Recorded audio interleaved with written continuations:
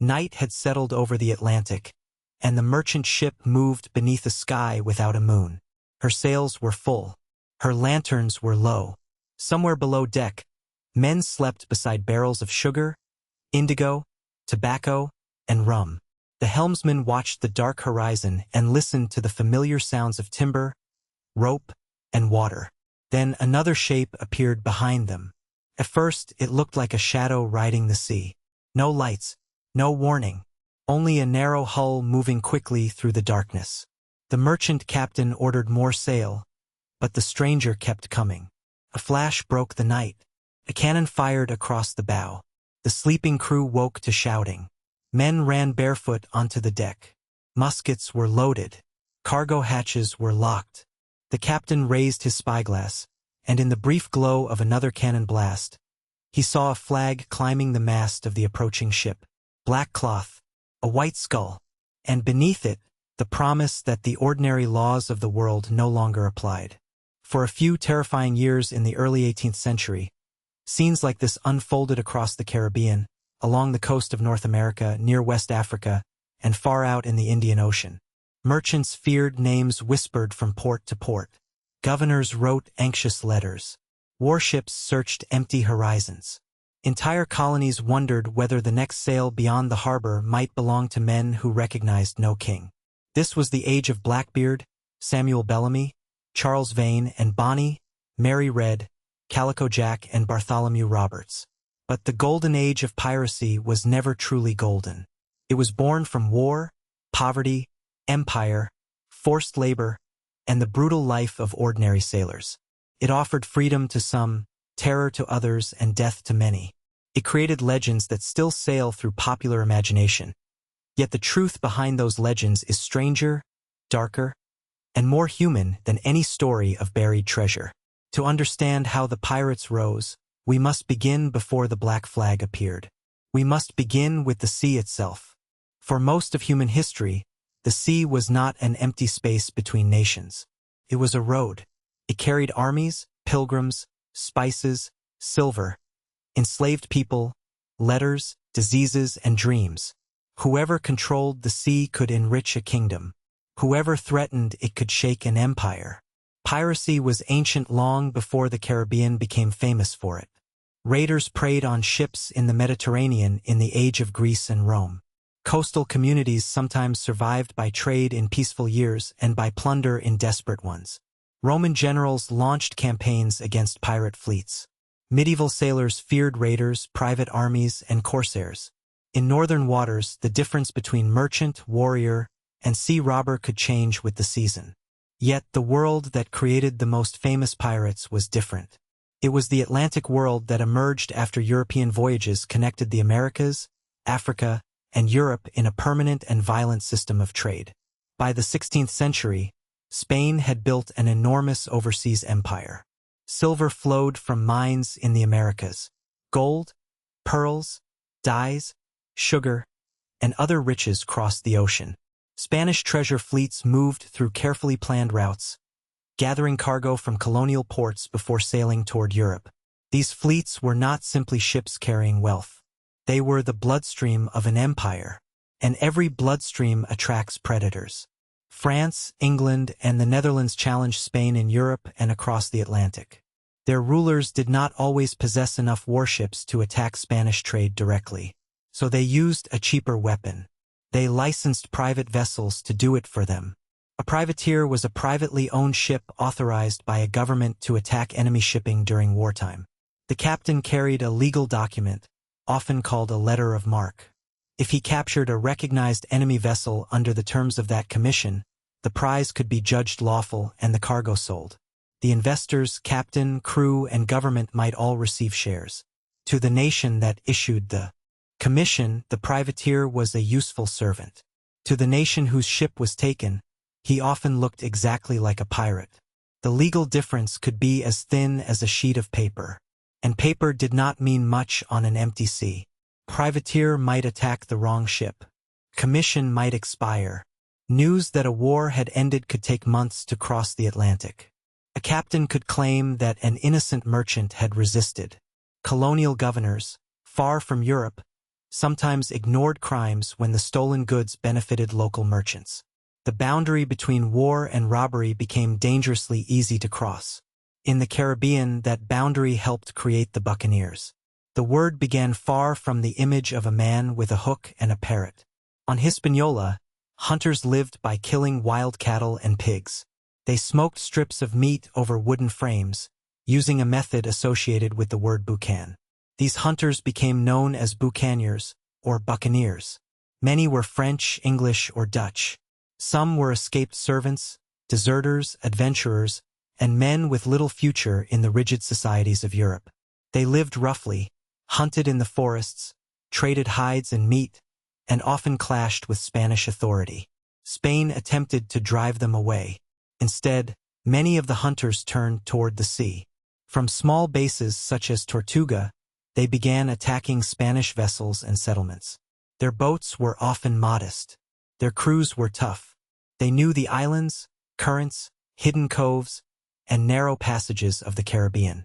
They could appear suddenly, seize a prize, and disappear before a larger force arrived. European enemies of Spain encouraged them whenever it was useful. The buccaneers became raiders with official protection one year and criminals the next. They also became specialists in surprise. A great Spanish town might be defended from the sea, but the buccaneers could land miles away, cross jungle and swamp, and attack from the land. They survived on little, marched quickly, and often relied on intimidation. Their victims included soldiers, officials, merchants, laborers, indigenous communities, enslaved Africans, and ordinary families who happened to live in the path of imperial war. There was nothing romantic about the destruction they left behind. Yet their successes made them famous. One of the most famous was Henry Morgan. Morgan was born in Wales, though much of his early life remains uncertain. By the 1660s, he had become a leader among English privateers operating from Jamaica. He was not the wild, independent pirate later fiction sometimes imagined. He was closely connected to colonial officials, investors, and the strategic interests of England. His targets were Spanish. His methods were bold. In 1668, Morgan led an attack on Portobello, a heavily defended Spanish town on the Isthmus of Panama. The place was important to the silver trade. Rather than approaching like a conventional army, Morgan used speed and surprise. His force captured the town and demanded payment. A few years later, he attempted something even more ambitious. Panama City stood on the Pacific side of the isthmus. Reaching it required a dangerous march across difficult country. Hunger weakened the raiders. Tropical heat exhausted them. Still, in 1671, Morgan's force reached the city and defeated the defenders outside it. Panama burned during the attack and its aftermath. The causes of the fire remained debated, but the destruction was immense. Morgan returned to Jamaica with wealth and fame, although many of his followers believed their shares were disappointing. Political complications followed because England and Spain had moved toward peace. Morgan was taken to England, but instead of suffering the fate of a pirate, he was knighted and later served as lieutenant governor of Jamaica. His career revealed the truth at the center of early Caribbean piracy. The same man could be called a criminal, a patriot, a privateer, and a government official, depending on who was speaking and what year it was. Jamaica's Port Royal became one of the great centers of this world. The town stood on a narrow spit of land beside a magnificent harbor.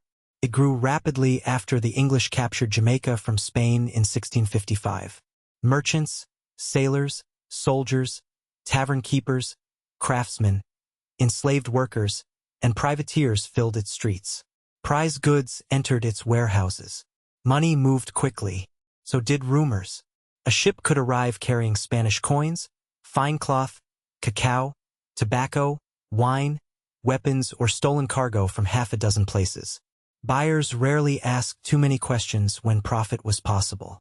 Port Royal earned a reputation for vice and violence, although moralists often exaggerated it. It was not merely a pirate town. It was a major commercial port and military center. But privateering helped feed its growth, and its taverns became part of the legend. Then, in 1692, the earth moved. A powerful earthquake struck Jamaica. Much of Port Royal collapsed or slid into the sea. Buildings vanished. Streets broke apart. Thousands died in the earthquake and the disasters that followed. To some religious observers, it looked like judgment. To history, it became a symbol. The old buccaneering world was fading. But piracy itself was not disappearing. It was changing direction. By the late 17th century, ambitious raiders looked beyond the Caribbean. They followed trade around the Cape of Good Hope and into the Indian Ocean. There, ships carried wealth between the Mughal Empire, the Red Sea, East Africa, India, and Southeast Asia. This route became known among pirates as the Pirate Round. The voyage was long and dangerous. Ships crossed enormous distances. Crews faced disease, storms, hunger, mutiny, and uncertain repair. But the possible rewards were greater than anything offered by a small coastal merchant in the Caribbean. Pirates gathered at places where authority was weak. Madagascar became one of the best known. Its bays offered shelter. Local trade supplied food. From there, pirates could wait for rich shipping routes. Among the men drawn into this world was Henry Every, sometimes called Avery. His story began not with buried treasure, but with a mutiny. In 1694, Every served aboard a vessel connected to a privateering expedition. The crew had gone unpaid and grew increasingly angry. Every took control of the ship, renamed it Fancy, and sailed toward the Indian Ocean. He was now an outlaw. In 1695, Every joined other pirates in pursuit of a Mughal convoy returning from the Red Sea. Among the ships was the Ganj-i Sawai, one of the richest vessels of its time. It carried passengers and treasure and was connected to the court of the Mughal Emperor Aurangzeb. The battle was fierce and chaotic. The pirates captured the ship. What followed became one of the most notorious acts in the history of piracy. Contemporary reports described robbery, torture, and sexual violence against passengers. The exact details are difficult to reconstruct, but the attack was clearly brutal, and its political consequences were enormous. The Mughal government held the English East India Company responsible for the actions of English pirates. Company officials feared the loss of trade. A global manhunt began. Every escaped capture. His final fate remains uncertain. That uncertainty made him a legend. Stories claimed he had founded a pirate kingdom, married a princess, or retired in secret with unimaginable wealth. Most of these tales were fiction. The more likely truth is quieter. He may have returned to Britain under an assumed identity and died without the fortune people imagined. But the dream of his success spread among sailors. A common seaman could spend years under harsh discipline and earn almost nothing. Every had taken one of the richest prizes on earth and vanished. To men who felt trapped at the bottom of the maritime world, that story was powerful. It was also dangerous. Governments now understood that piracy could damage diplomacy, trade, and imperial authority far beyond the value of a single stolen cargo. Another sailor would learn how quickly official approval could turn into a death sentence. His name was William Kidd. Kidd was a respected sea captain with connections in New York and England. In the 1690s, influential investors supported a voyage that authorized him to hunt pirates and attack certain enemy ships. His vessel, the Adventure Galley, carried sails and oars, giving it flexibility in calm conditions. But the expedition went badly. The crew grew sick. Profitable targets were scarce. Discipline weakened. Kidd's authority was challenged. During an argument, he struck a gunner named William Moore with a bucket. Moore later died. Then Kidd captured the Quebec Merchant, a valuable ship sailing under complex ownership and protection. Kidd believed the prize could be justified under his commission because it carried French passes. His enemies saw piracy. By the time Kidd returned to the Atlantic world, the political winds had changed. His powerful backers wanted distance from scandal. He attempted to clear his name, hid some treasure, and surrendered in New York. He was sent to England. In 1701, William Kidd was executed. The first rope used in the hanging broke. He was hanged again. His body was later displayed in an iron cage beside the Thames as a warning to sailors. Kidd's career became surrounded by myths of secret treasure. Some of his hidden goods were recovered. Far more treasure was invented by later storytellers. But his true importance was not the amount he buried. It was the lesson his death taught. A captain might sail with a government commission and wealthy investors. He might believe that the law protected him. But when trade, politics, and reputation demanded a sacrifice, the same government could call him a pirate. The sea offered opportunity. It also offered no loyalty. Then Europe went to war again. And when that war ended, thousands of armed sailors would discover that peace could be more dangerous than battle. The conflict was known by several names, but in Europe it became the War of the Spanish Succession. It began in 1701 after the death of the childless Spanish King Charles II. European powers feared that the crowns of France and Spain might become too closely united. Alliances formed, armies marched, fleets crossed oceans, colonies became battlefields. In Britain's American colonies, the struggle was often called Queen Anne's War. For sailors, it created employment. Merchant ships needed protection. Navies needed men. Colonial governors issued commissions to privateers. Investors fitted out vessels and sent them hunting for enemy trade. A man who had little land, money, or status could sign aboard and hope that one successful capture would transform his life. Most were disappointed. Privateering was a gamble. A voyage could end without a prize. A captured ship might prove worthless. Disease could kill a crew before battle. Investors and officers took large shares. Legal disputes delayed payment. Some sailors returned poorer than they had left. Still, the war trained thousands of men in the skills pirates needed. They learned to handle weapons, repair ships, judge the wind, recognize cargo, navigate dangerous coasts, and board enemy vessels. They also learned that violence at sea could be rewarded by law. Then, in 1713, peace came. The Treaty of Utrecht ended much of the fighting. Warships reduced their crews. Privateering commissions lost their purpose. Merchant owners wanted wages lowered. Men who had spent years attacking ships were told to return quietly to a maritime economy that had little use for them. Some did. Others refused. The end of war did not remove the ships, weapons, knowledge, or anger that war had created. It released them. This is where the most famous phase of the Golden Age truly begins. The phrase Golden Age of Piracy was applied later, and historians define its dates in different ways. Some use a broad period beginning around the middle of the 17th century and ending in the 1720s. Others focus on the short, explosive years after 1713, when the pirates of the Bahamas threatened Atlantic trade. That short period was only about a decade. Yet, it shaped nearly every pirate image that followed. One of the men at the center of it was Benjamin Hornigold. Hornigold had served as a privateer during the war. When peace arrived, he continued taking ships. At first, he reportedly avoided attacking British vessels, perhaps because he still imagined himself as an English privateer fighting old enemies. His crew did not share that restraint forever. Hornigold operated from the Bahamas, especially New Providence Island. Its main settlement was Nassau. Nassau should have been a British colonial town. Instead, war had left it exposed. French and Spanish attacks had damaged it. Government authority was weak. Fortifications decayed. Officials struggled to control the population. For pirates, it was nearly perfect.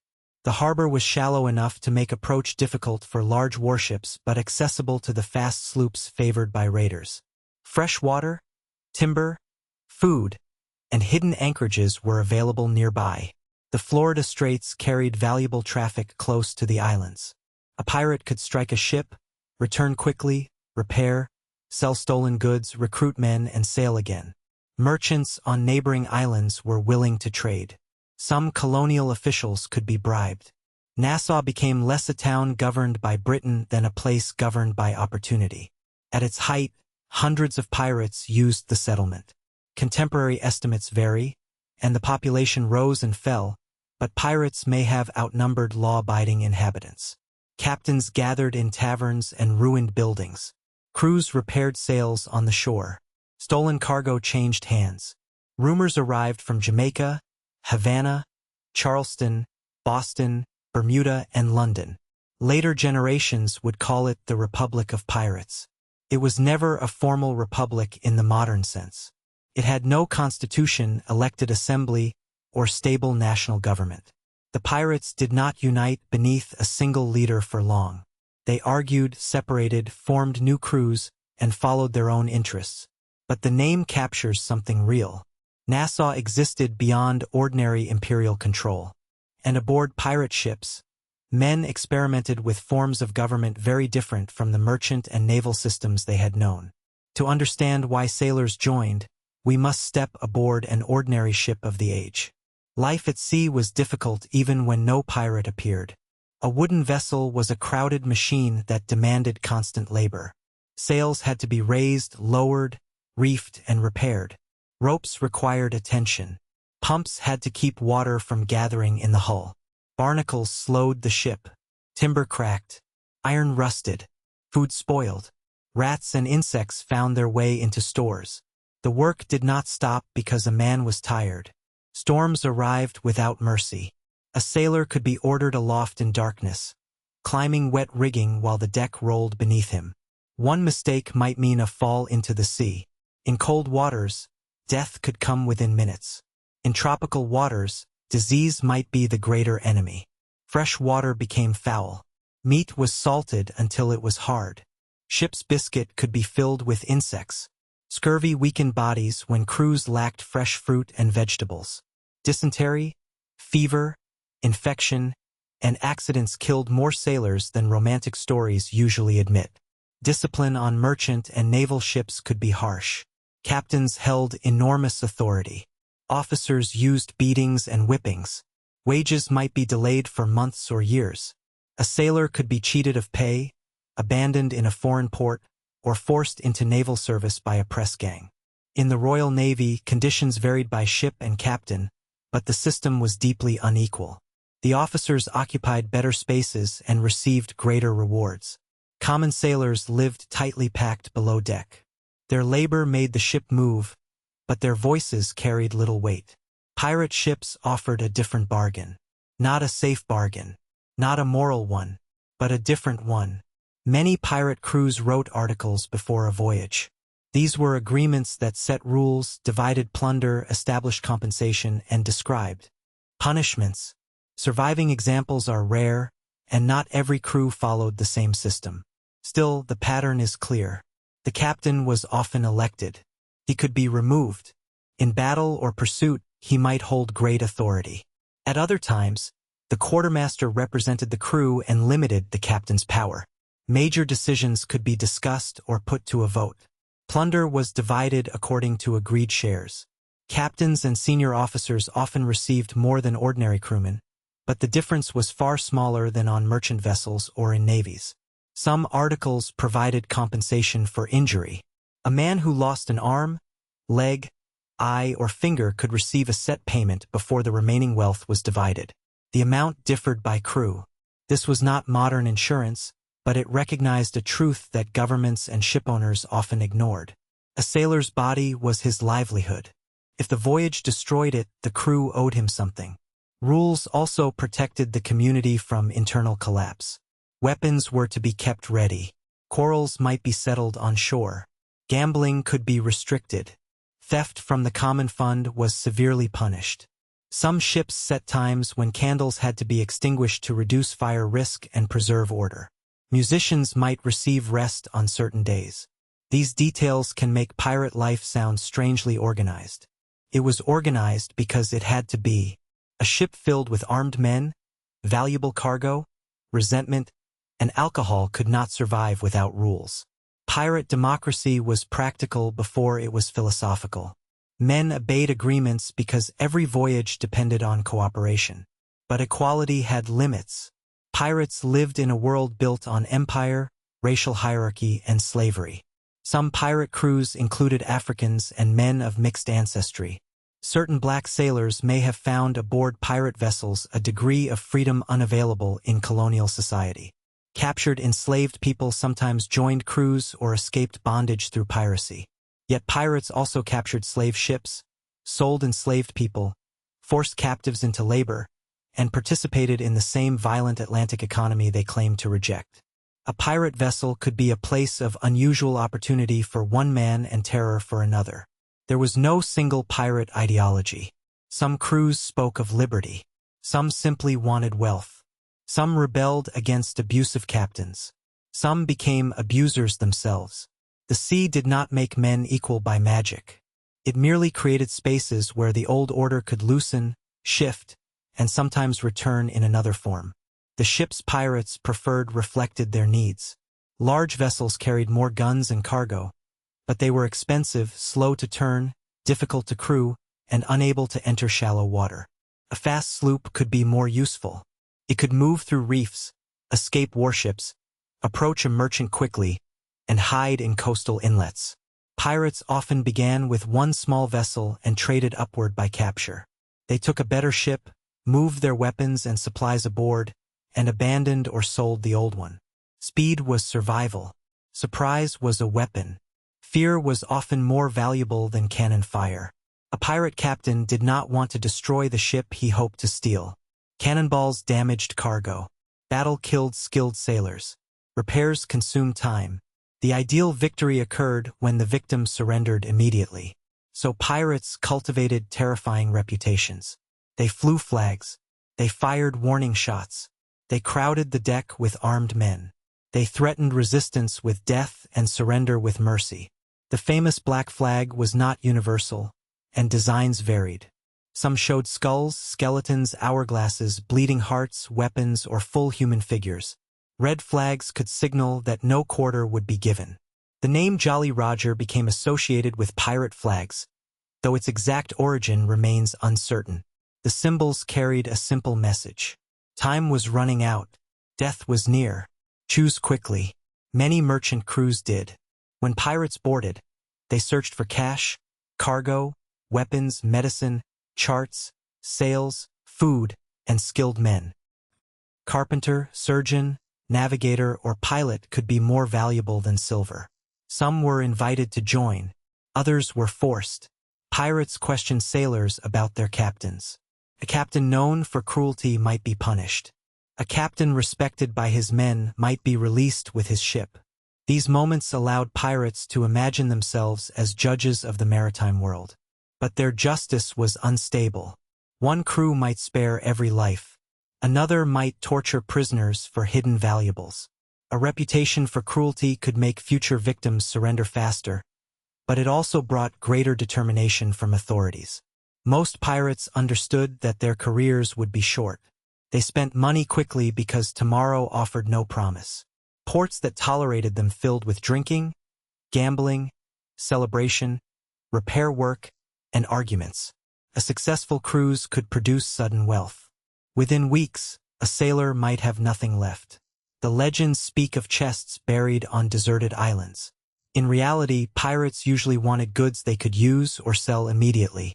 Coin was valuable, but many prizes carried cloth, sugar, tobacco, food, tools, or other ordinary cargo. Treasure was often bulky, perishable, and difficult to hide. Buried treasure existed in rare cases, but it was not the foundation of pirate life. The true treasure was movement, a ship, a willing crew, a safe harbor, and news of an unprotected merchant sailing just beyond the horizon. Then, in the summer of 1715, nature delivered Nassau a fortune. A Spanish treasure fleet sailed from the Americas toward Europe. Near the coast of Florida, a hurricane struck. Ships were driven onto reefs and beaches. Hulls broke apart. Sailors drowned. Silver, coins, and cargo scattered along the shore and beneath shallow water. Spain organized a salvage operation. The pirates came too. Among them was Henry Jennings, a former privateer from Jamaica. Jennings and his men raided Spanish salvage camps and seized treasure. Some of that wealth flowed into Nassau. The wreck transformed the pirate settlement. Men arrived hoping for quick riches. Crews expanded. Captains competed. The ruined town became crowded with people living beyond the reach of ordinary authority. Hornigold remained one of its most important figures. And beside him, learning the work of command, sailed a man whose true name is still uncertain. Edward Teach, Edward Thatch, or, as the Atlantic would soon remember him, Blackbeard. Before the beard became famous, almost nothing certain is known about the man. He may have been born in or near Bristol, one of England's great Atlantic ports. He may have served aboard privateers during Queen Anne's War. He was likely educated enough to read and write, which was not universal among sailors. But the records that survive do not reveal a childhood, a family, or a clear beginning. History first sees him only after he has entered the pirate world.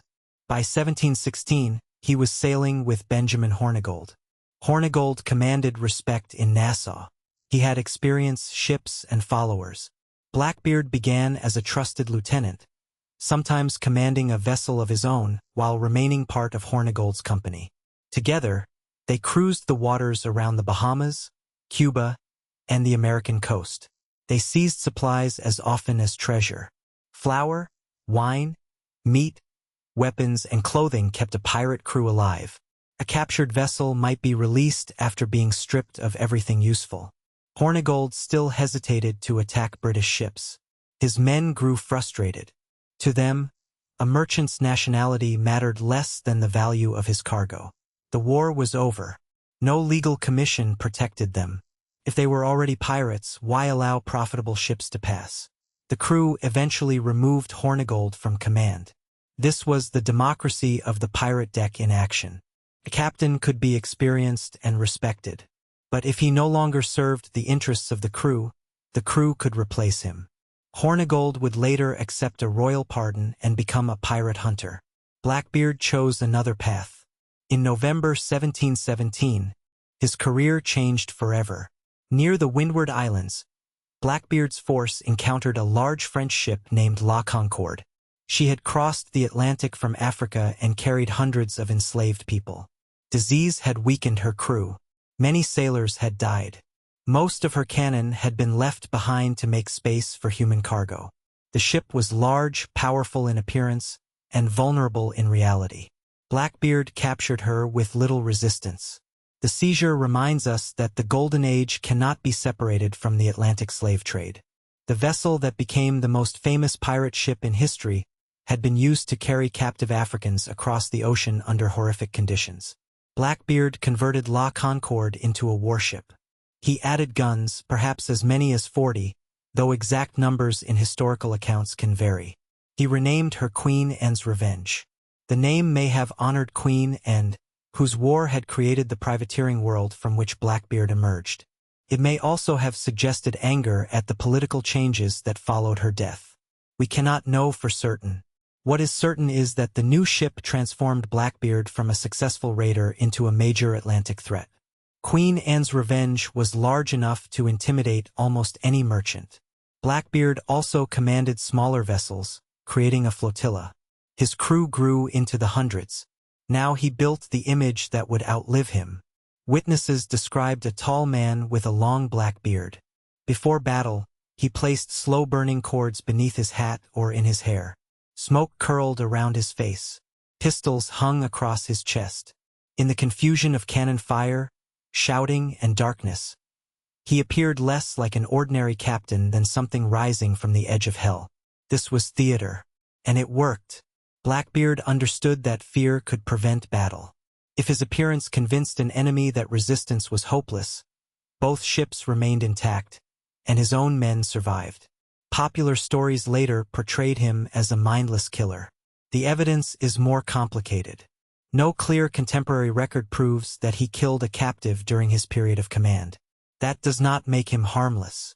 He led armed robberies, threatened towns, seized people, and operated through terror. But much of his power came from making violence seem inevitable without always needing to use it. His reputation traveled faster than his ship. Merchants reported sightings. Governors exchanged warnings. Every dark sail became a possible threat. At the end of 1717 and the beginning of 1718, Blackbeard cruised through the Caribbean and along the coast of the Americas. His flotilla captured vessels carrying wine, flour, livestock, and other supplies. He moved between islands and open sea, using speed and uncertainty to stay ahead of warships. Some captives joined him. Others were released. Among his company were black sailors and men of African origin. Some may have been free members of the crew. Others may have remained under coercion or uncertain status. The surviving records rarely allow us to understand each person's circumstances. The pirate world could disrupt racial boundaries without escaping the brutal system surrounding it. By the spring of 1718, Blackbeard was ready for his boldest act. He sailed to Charlestown, now Charleston, South Carolina. The harbor was one of the most important in Britain's southern colonies. Wealth moved through it. Ships carried rice, deerskins, supplies, and enslaved people. Plantations and merchants depended on regular trade. Blackbeard did not attack the town itself. He blocked the entrance.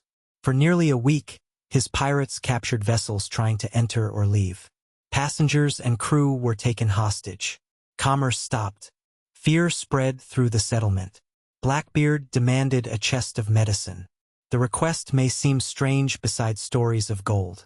But medicine could be more valuable than coin aboard a crowded ship. Disease and injury threatened every crew. Some historians have suggested that men in Blackbeard's company may have been suffering from illness, perhaps including diseases requiring mercury-based treatments, though the exact medical need is uncertain. The colonial government sent the medicine. After delays that made the hostages fear for their lives, Blackbeard released them. He had humiliated one of Britain's major ports without firing on the town. But a fleet the size of his could not remain united forever. Hundreds of men required food, water, maintenance, and shares of plunder. Large ships were difficult to hide. A captain with too many followers risked losing control. Soon after the Charlestown blockade, Queen Anne's Revenge ran aground near Beaufort Inlet in North Carolina. Another vessel in the flotilla also grounded while attempting to assist. Was it an accident? The channel was dangerous and ships commonly struck shoals. Yet some members of the crew later believed Blackbeard had deliberately stranded the vessel to reduce the number of men entitled to shares. The truth remains uncertain. What followed made suspicion understandable. Blackbeard transferred selected men and valuable goods to a smaller ship. Many others were left behind. Stede Bonnet, the unusual pirate known as the Gentleman Pirate, had recently gone ashore seeking a pardon. When he returned, he discovered that Blackbeard had taken supplies and sailed away. To understand this betrayal, we must pause and look at Bonnet himself. Stede Bonnet did not come from the background expected of a pirate. He was a wealthy landowner from Barbados. He had a wife, children, property, and social standing. He had also served as a major in the local militia. Unlike most pirate captains, he did not begin as a skilled sailor. Then, in 1717, he purchased a vessel, hired a crew, and left his ordinary life behind. Why? A famous early account claimed that discomfort in his marriage disturbed his mind. That explanation is impossible to verify and may reflect the prejudices of the author. Bonnet may have faced personal crisis, debt, emotional distress, or a powerful desire to escape. Whatever the reason, he made the extraordinary decision to become a pirate by buying his own ship. He named it Revenge. His lack of experience quickly showed. Bonnet struggled with command and navigation. His crew respected practical ability more than social rank. After he was wounded during an encounter with a Spanish warship, he met Blackbeard. Blackbeard took effective control of Bonnet's vessel while treating him more like a guest than an equal captain. The gentleman pirate walked the deck in fine clothing, reading books, while experienced sailors managed the ship. Later, Bonnet attempted to recover his independence. He sought a royal pardon in North Carolina, possibly planning to use legal protection before returning to privateering against Spain. But when he found that Blackbeard had stripped his vessel and abandoned men, Bonnet's humiliation turned to fury. He resumed piracy. This decision sealed his fate. Blackbeard, meanwhile, went to Bath, North Carolina, and accepted a pardon from Governor Charles Eden. The pardon was part of a broader strategy by the British government. King George I offered forgiveness to pirates who surrendered within a limited time. Authorities hoped to break the pirate communities without the expense of hunting every ship. Many accepted. A pardon offered something piracy could not: a future. But it also required a man to return to work, poverty, and obedience after experiencing freedom and sudden wealth. Some pirates retired. Some became privateers again. Some took the pardon and quietly returned to crime. Blackbeard appears to have done the last. He settled for a time near Bath. He interacted with local officials. He may have married, though the evidence for details of his domestic life is uncertain. Governor Eden accepted legal claims that allowed Blackbeard to keep a captured ship and cargo. Critics suspected corruption. Whether Eden was an active partner or simply a governor trying to manage a dangerous man remains debated. But Blackbeard now had something valuable, a base protected by political confusion. He sailed again. His operations were smaller than before. Queen Anne's revenge was gone. The great flotilla had scattered. Yet his presence on the North Carolina coast frightened neighboring Virginia. Governor Alexander Spotswood of Virginia decided that waiting was too dangerous. Spotswood had no clear authority to send forces into another colony. He acted anyway. He gathered information about Blackbeard's location. He arranged for 2 small, lightly armed sloops to sail under the command of Royal Navy Lieutenant Robert Maynard. Larger naval ships could not easily enter the shallow waters around Ocracoke Island, where Blackbeard anchored. The sloops could. They carried many men but few visible guns. This would matter. In November 1718, Maynard approached Ocracoke. Blackbeard had only a small crew with him, perhaps around 20 men fit for battle, though accounts differ. He had sent others ashore or away. He may not have expected a major attack. The shallow channel slowed Maynard's vessels. Blackbeard fired at them. One sloop was badly damaged and fell behind. Men were killed and wounded. Maynard continued. Then he used deception. He ordered many of his surviving men below deck, leaving only a few visible. From Blackbeard's perspective, the naval sloop appeared nearly defeated. The pirates prepared to board. Blackbeard's vessel came alongside. Smoke filled the air. Grappling lines held the ships together. Pirates leaped onto the deck. Maynard gave the signal. Hidden sailors surged from below. The fight became close and violent. Muskets fired at short range. Swords and cutlasses struck. Men slipped on the crowded deck. There was nowhere to retreat. Blackbeard and Maynard confronted one another amid the struggle. Later stories added dramatic dialogue, but the exact words are uncertain. The battle itself is not. Blackbeard fought until he was overwhelmed. Contemporary accounts claimed that his body carried several gunshot wounds and many cuts. The numbers may have grown in retelling, yet he clearly died in fierce hand-to-hand combat. His head was removed and hung from Maynard's bowsprit. The body was thrown into the water. Legend later said it swam around the ship before sinking. It did not, but legends were already beginning. When Maynard returned, Blackbeard's head became proof that the most feared pirate in the Atlantic was dead. His career as an independent captain had lasted perhaps 2 years. That was enough. He had blockaded a colonial capital, commanded one of the most powerful pirate ships of the age, and created a visual identity so effective that 3 centuries later, the smoke still seems to curl around his face. Yet Blackbeard's death did not end piracy.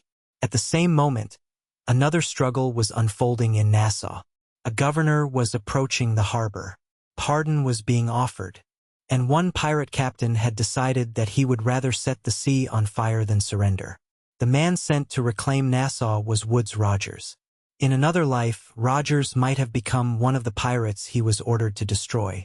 He was a sailor, merchant, privateer, and adventurer. During the War of the Spanish Succession, he had commanded a voyage around the world.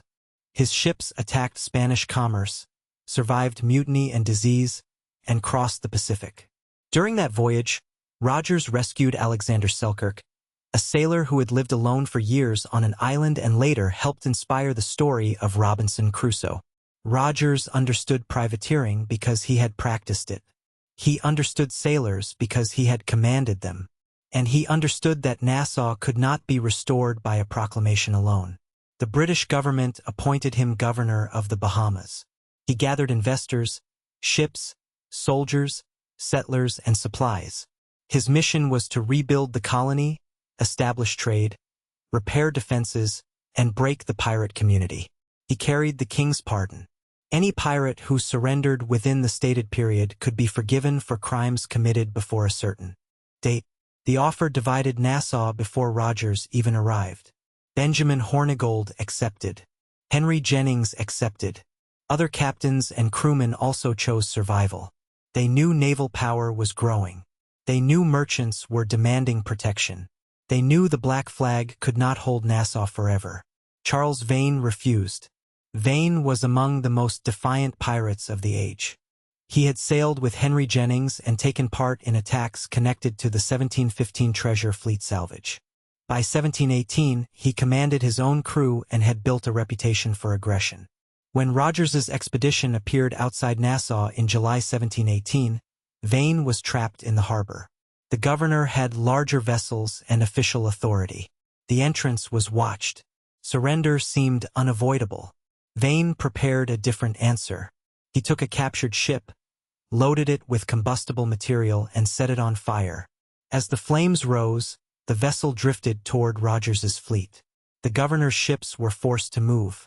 In the confusion, Vane escaped in a smaller, faster craft. He reportedly fired a cannon in defiance as he passed. The image was unforgettable. Behind him, the pirate capital was falling.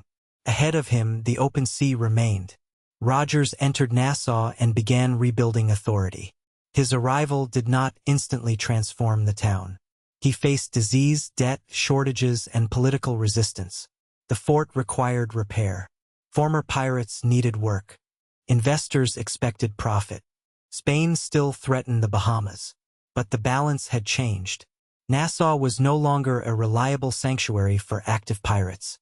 Rogers used former pirates against those who remained at sea. Hornigold, once among the founders of the Nassau community, became a hunter of his former companions. This was one of the government's most effective weapons. No naval officer understood pirate routes, hiding places, habits, and ships as well as a former pirate. Hornigold captured some of the men who rejected the pardon. Others escaped. His own career ended not in battle but, according to later accounts, in a shipwreck during a storm around 1719. The exact circumstances remain uncertain. The old leader of Nassau vanished into the same sea that had raised him. Charles Vane continued north. He captured ships along the American coast and gathered a small fleet. He visited Blackbeard near Ocracoke in the autumn of 1718.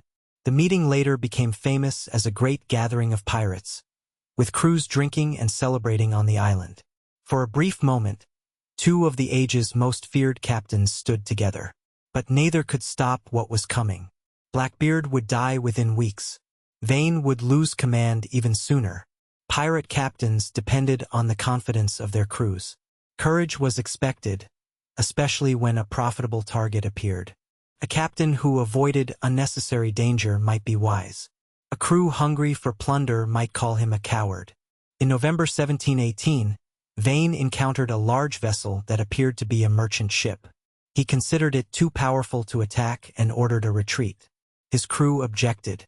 The vessel was likely a French warship, which suggests Vane's caution may have saved them. But the men voted him out.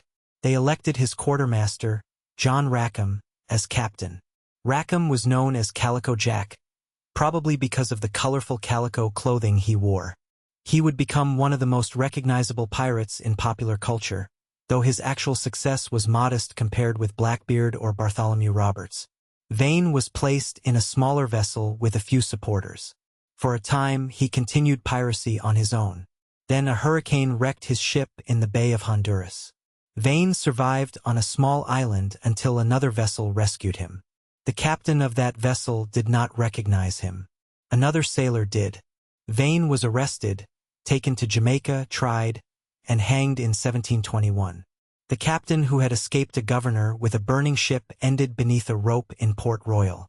Calico Jack's story moved in another direction. After taking command from Vane, Rackham captured several vessels, but he struggled to keep a powerful ship. He later accepted a pardon and returned to Nassau. There he became connected to Bonny, Anne's early life is difficult to separate from later legend. She was probably born in Ireland and raised partly in South Carolina. Stories describe her as strong-willed and quick-tempered, but many colorful details come from sources written to entertain as much as inform. What we can say with greater confidence is that she married a sailor named James Bonny and went with him to the Bahamas. James appears to have accepted the royal pardon and may have served Governor Rogers as an informant, and entered the social world of Nassau, where former pirates, active sailors, merchants, officials, laborers, and people from across the Atlantic mixed in a restless settlement.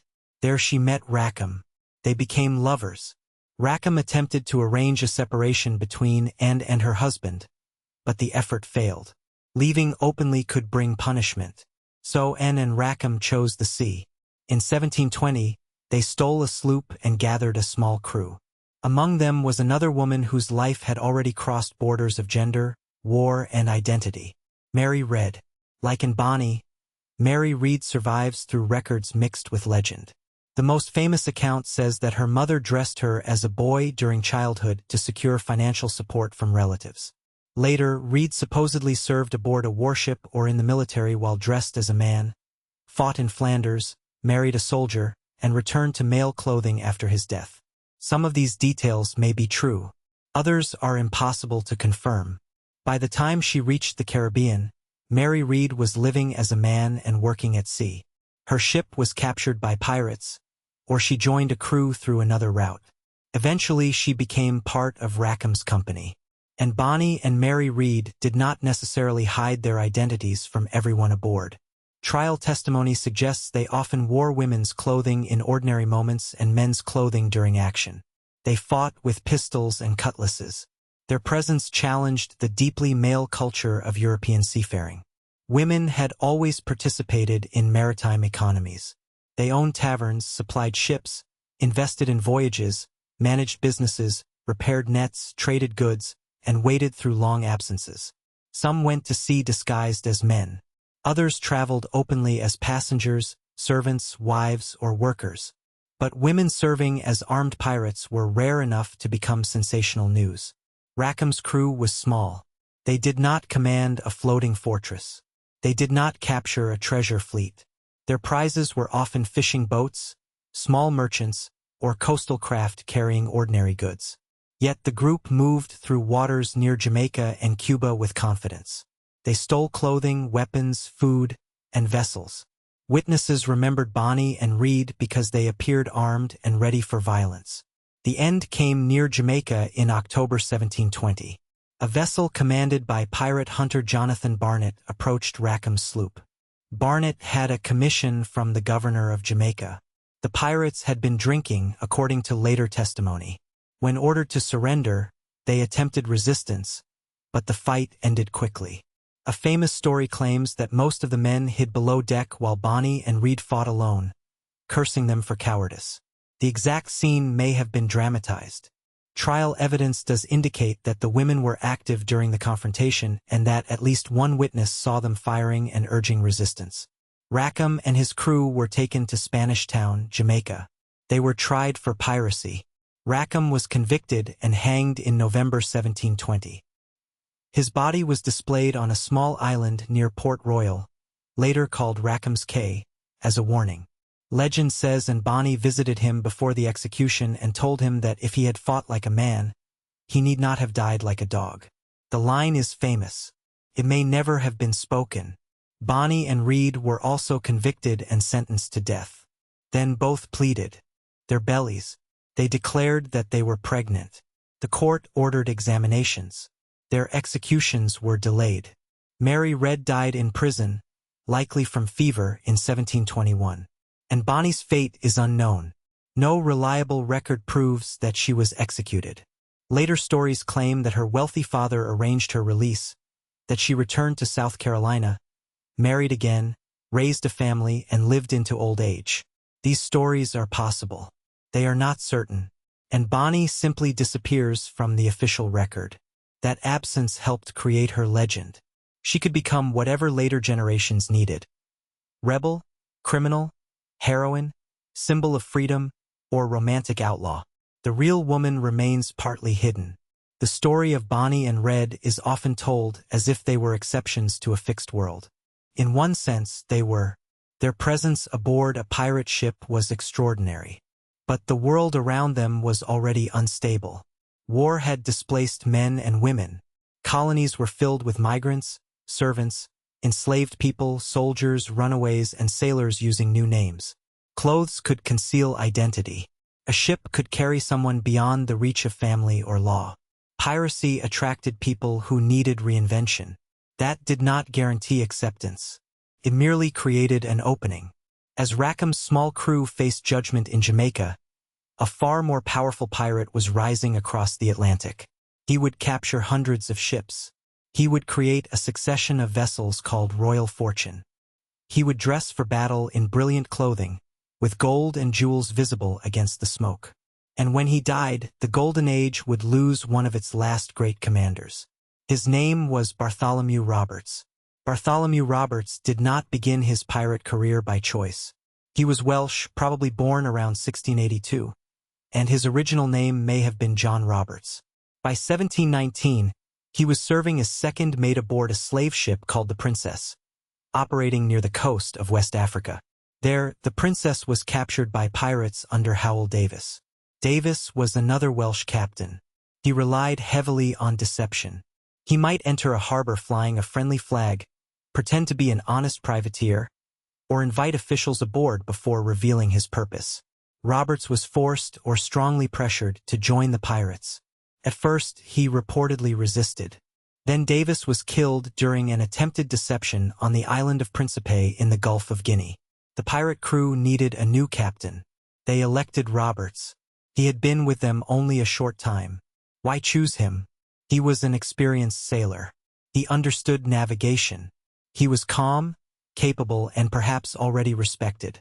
Pirate crews valued competence more than seniority when their lives depended on every decision. Roberts accepted command. Then he attacked Principe in revenge for Davis. The reluctant recruit became one of the most successful pirates who ever lived. Roberts crossed the Atlantic and operated with extraordinary range. His ships appeared off Brazil, in the Caribbean, near Newfoundland, along the North American coast, and back in West African waters. He captured merchant after merchant, sometimes taking an entire group in a single harbor. Estimates often credit him with more than 400 prizes, though exact numbers are difficult to prove. Even if the total was lower, his success was exceptional.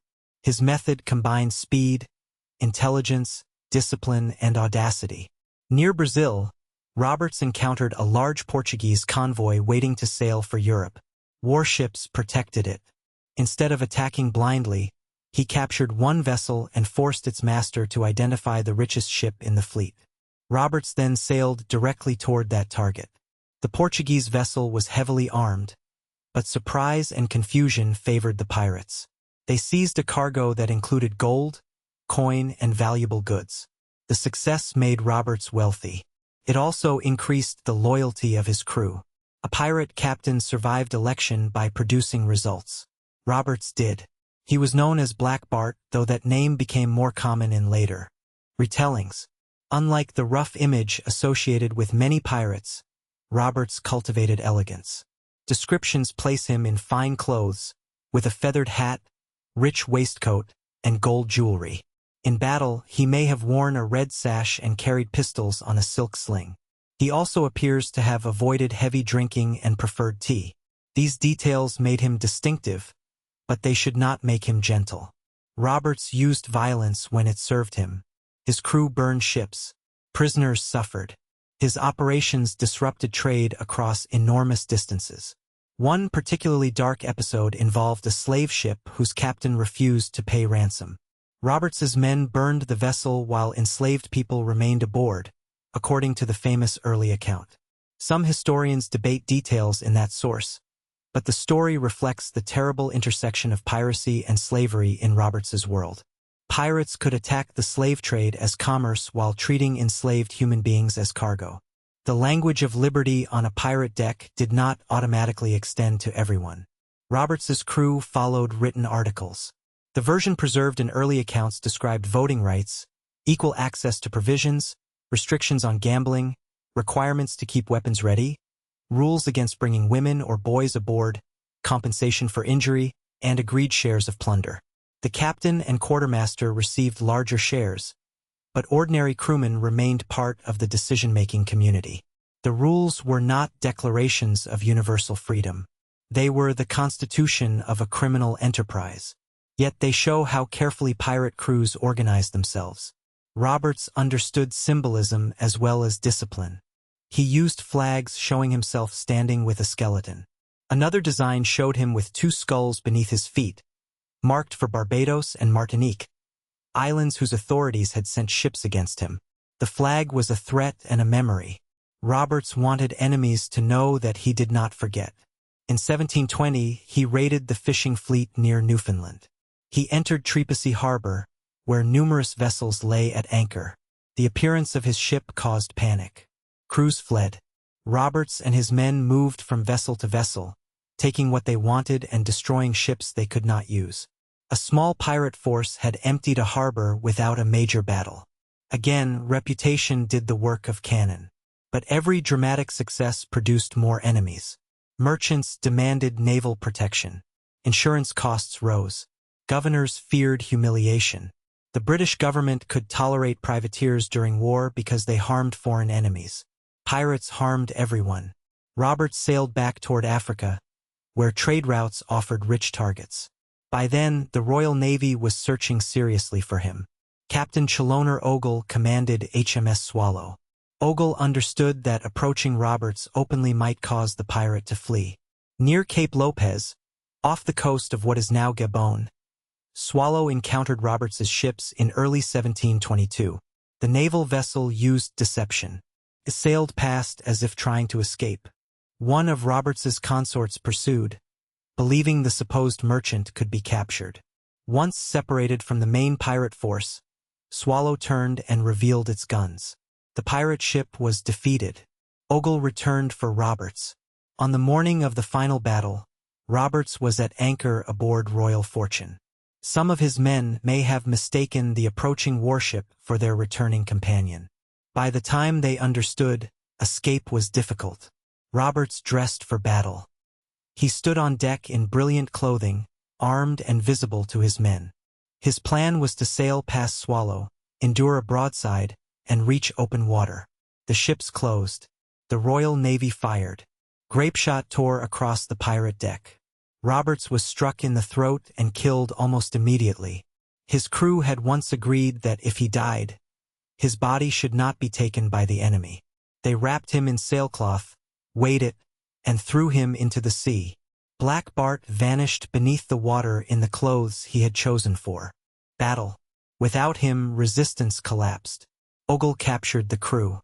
The trial that followed became one of the largest pirate trials of the era. Dozens were hanged. Others were sentenced to imprisonment or forced labor.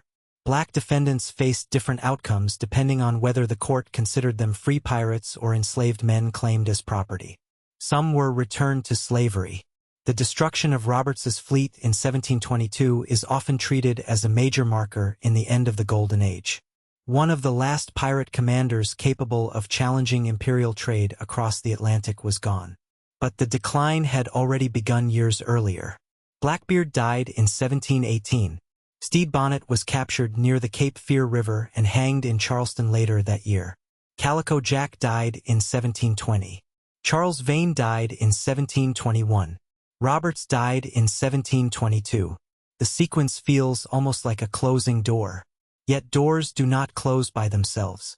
Governments had changed the conditions that made large-scale piracy possible. The first change was naval presence.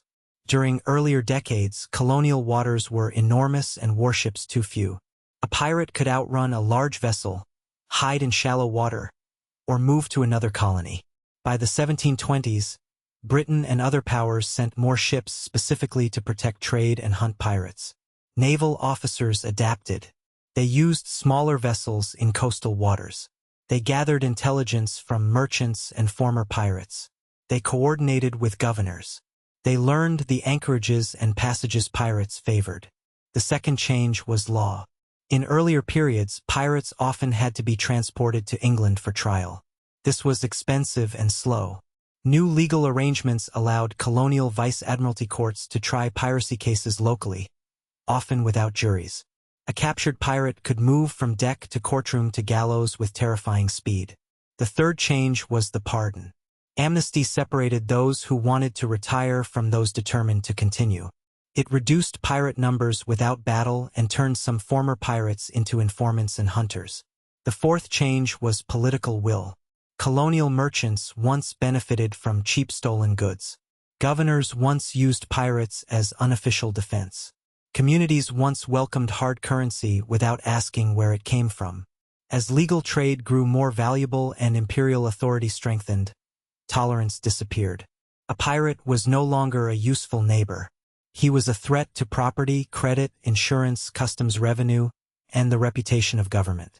The same colonies that had helped pirates survive now helped destroy them.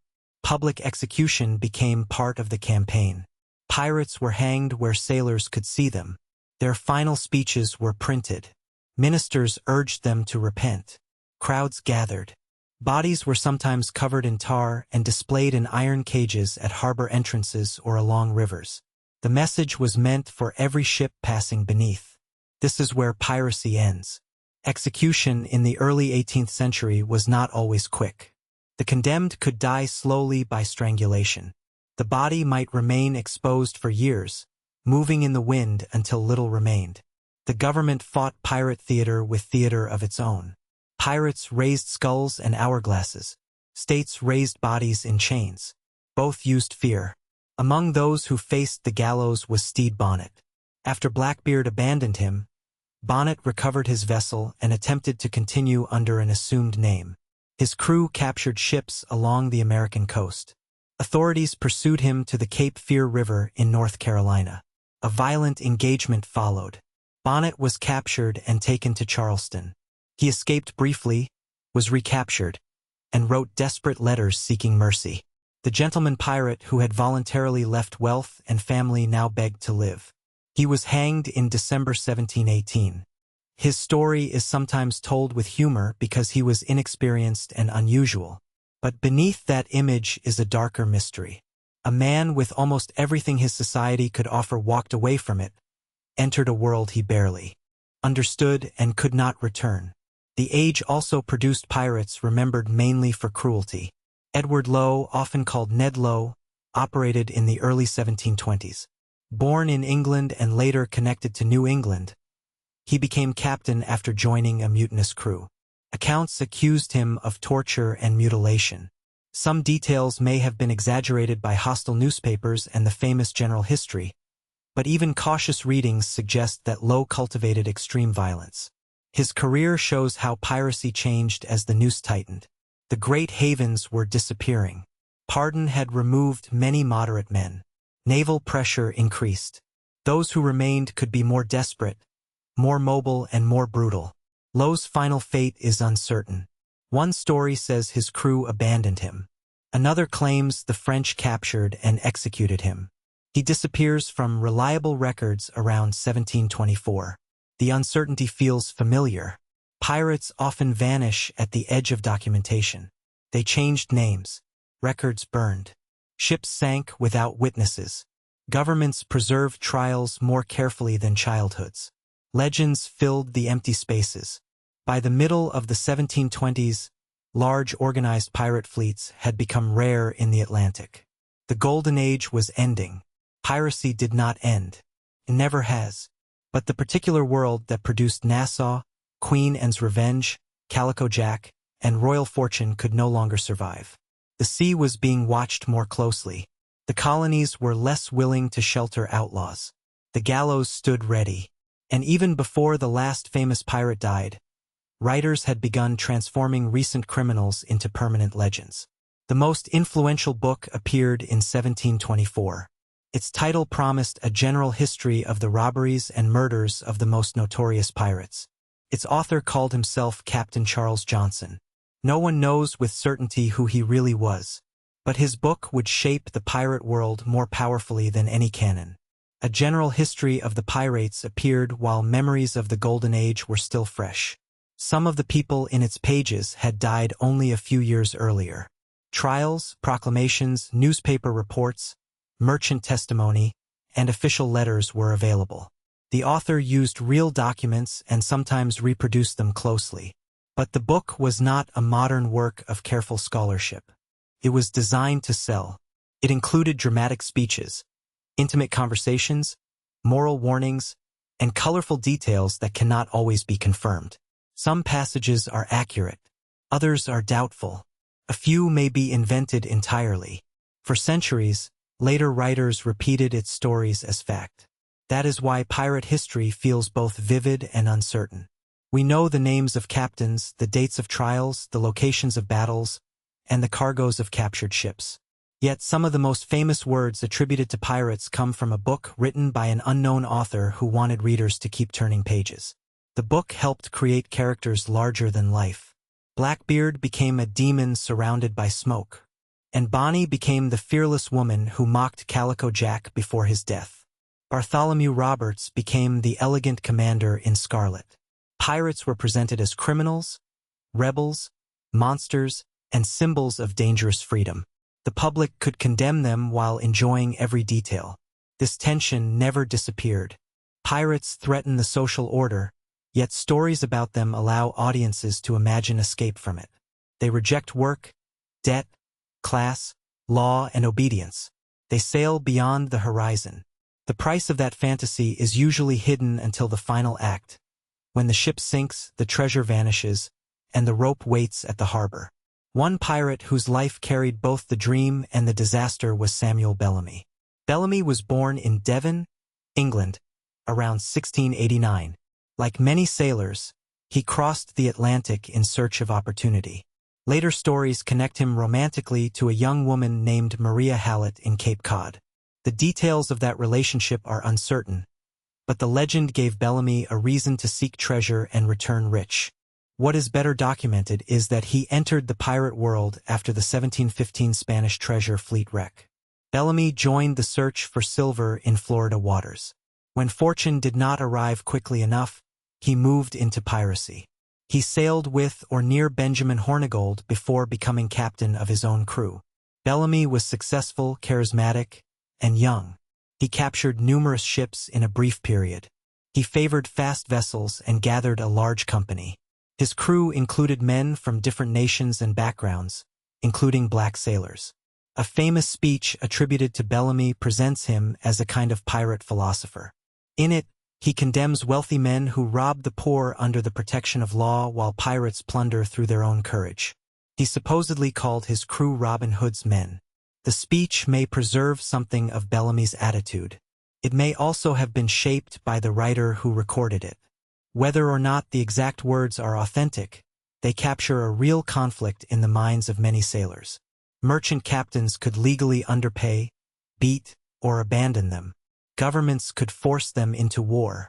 Investors could become wealthy from voyages they never joined. Then those same authorities called pirates wicked for taking wealth by force. The pirates' answer was not consistent or innocent. They robbed ordinary sailors as well as rich merchants. Their actions supported violence and fear, yet their rebellion drew strength from genuine injustice. Bellamy's greatest prize was the Whydah galley. The Whydah had been built for the Atlantic slave trade. She was fast, large, and designed to carry valuable cargo. On an outward voyage, she transported goods to Africa. Enslaved people were forced aboard for the crossing to the Americas. Sugar, indigo, coin, and other wealth filled her for the return. Bellamy captured her in early 1717. He transferred his command to the Whydah and gave the former captain another vessel. The exchange was unusually generous by pirate standards and helped support Bellamy's reputation for mercy. The Whydah became a pirate flagship. Her holds contained wealth taken from many prizes, coins from different kingdoms, trade goods from different oceans, and the possessions of sailors gathered aboard one ship. Bellamy turned north toward New England. In April 1717, a powerful storm struck off Cape Cod. The wind drove the Whydah toward the shore. Waves rose over the decks. Darkness, rain, and sandbars made navigation nearly impossible. The ship struck and broke apart in the surf. Most of the crew died. Bellamy was among them. Only a handful survived from the wreck and associated vessels. Those survivors were captured. Several were tried and executed in Boston.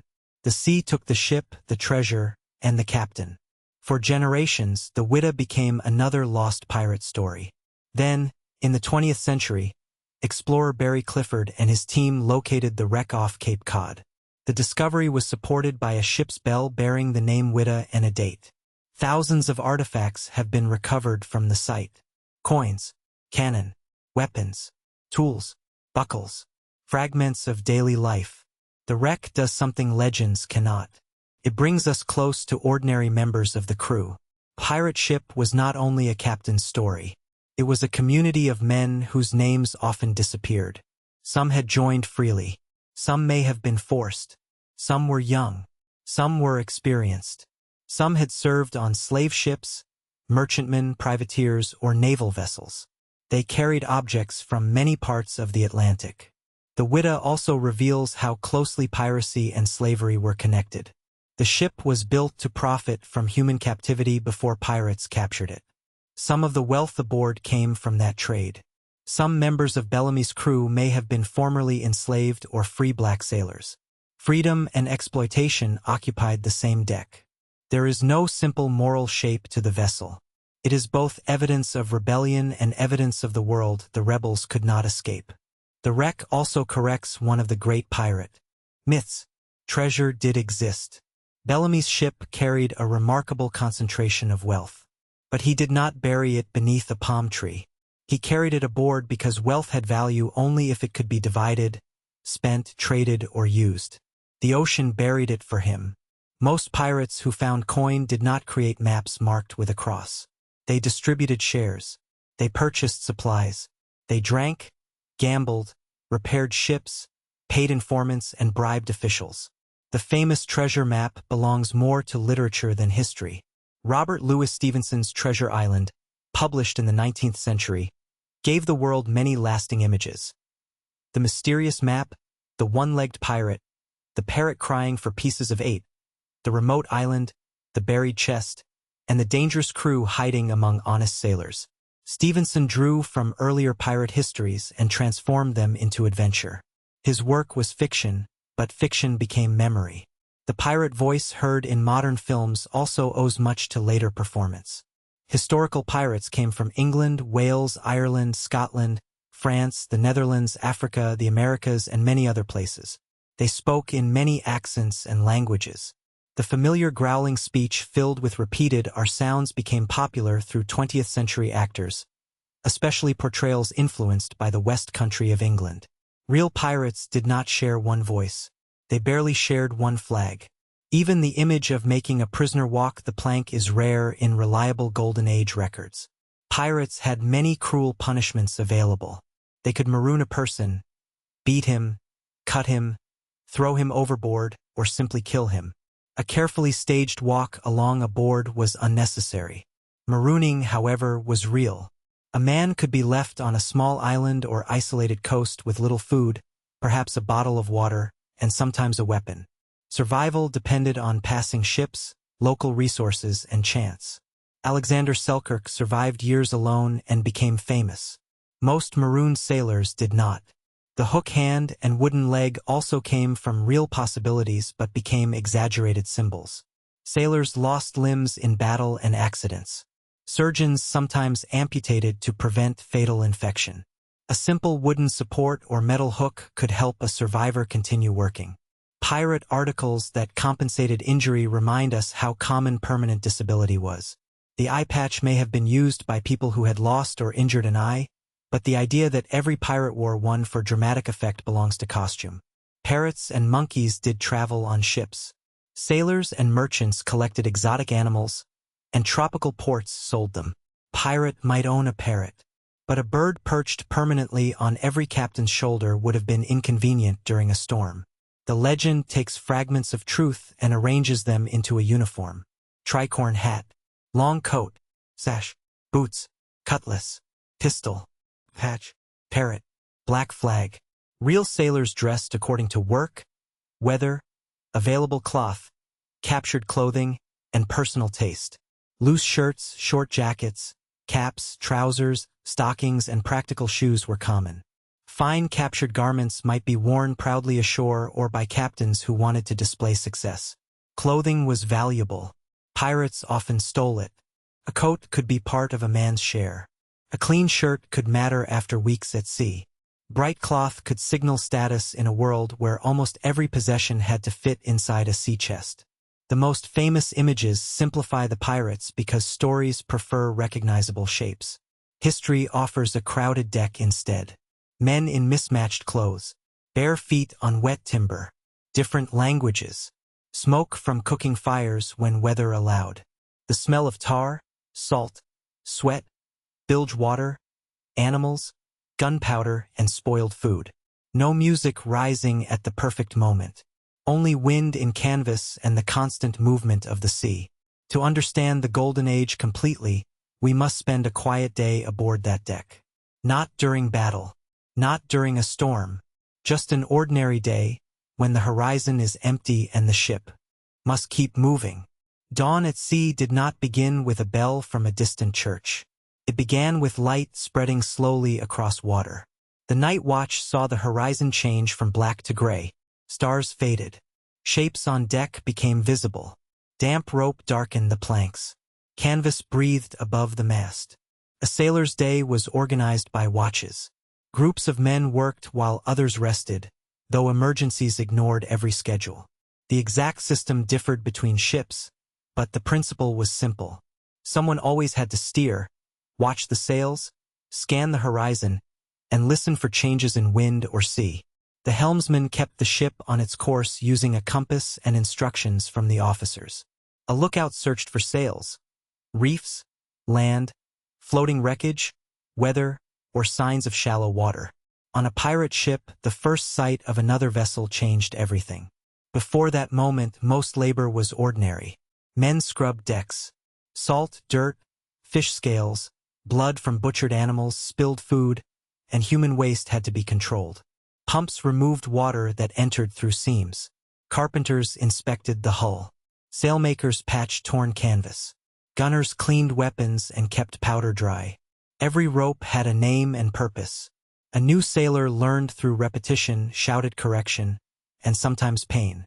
Wrong handling could let a heavy spar swing across the deck or allow a sail to tear free. The ship itself was never silent. Timbers creaked as the hull flexed. Blocks knocked. Water rushed along the sides. Crockery shifted. Men coughed below deck. Rats moved behind barrels. In calm weather, sails flapped with a sound of frustration. Calm could be more dangerous than it appeared. Without wind, the ship stopped. Heat gathered. Water stores declined. The crew watched the same horizon day after day. Tempers shortened. A voyage measured in weeks could become months. Some vessels carried long oars or sweeps that allowed limited movement. Small boats could tow a ship slowly, but human strength could not replace wind for long. When breakfast came, it was rarely generous. Ship's biscuit was the foundation of maritime food. It was baked hard to survive storage. Sailors sometimes knocked pieces against the table to drive out insects or soaked it in liquid to make it edible. Salt beef or pork provided protein but could become tough and unpleasant. Dried peas, oatmeal, cheese, butter, and fish appeared when available. Pirates had one advantage over naval crews. They could take fresh food from captured ships or coastal settlements. A prize carrying oranges, limes, onions, livestock, flour, or wine might improve life more than one carrying luxury goods. Fresh turtle became important in the Caribbean. Sea turtles could be caught and kept alive aboard ship for a time, providing meat without immediate spoilage. Pirates and other sailors visited islands where turtles gathered. This hunting was so intense over centuries that it contributed to the decline of turtle populations.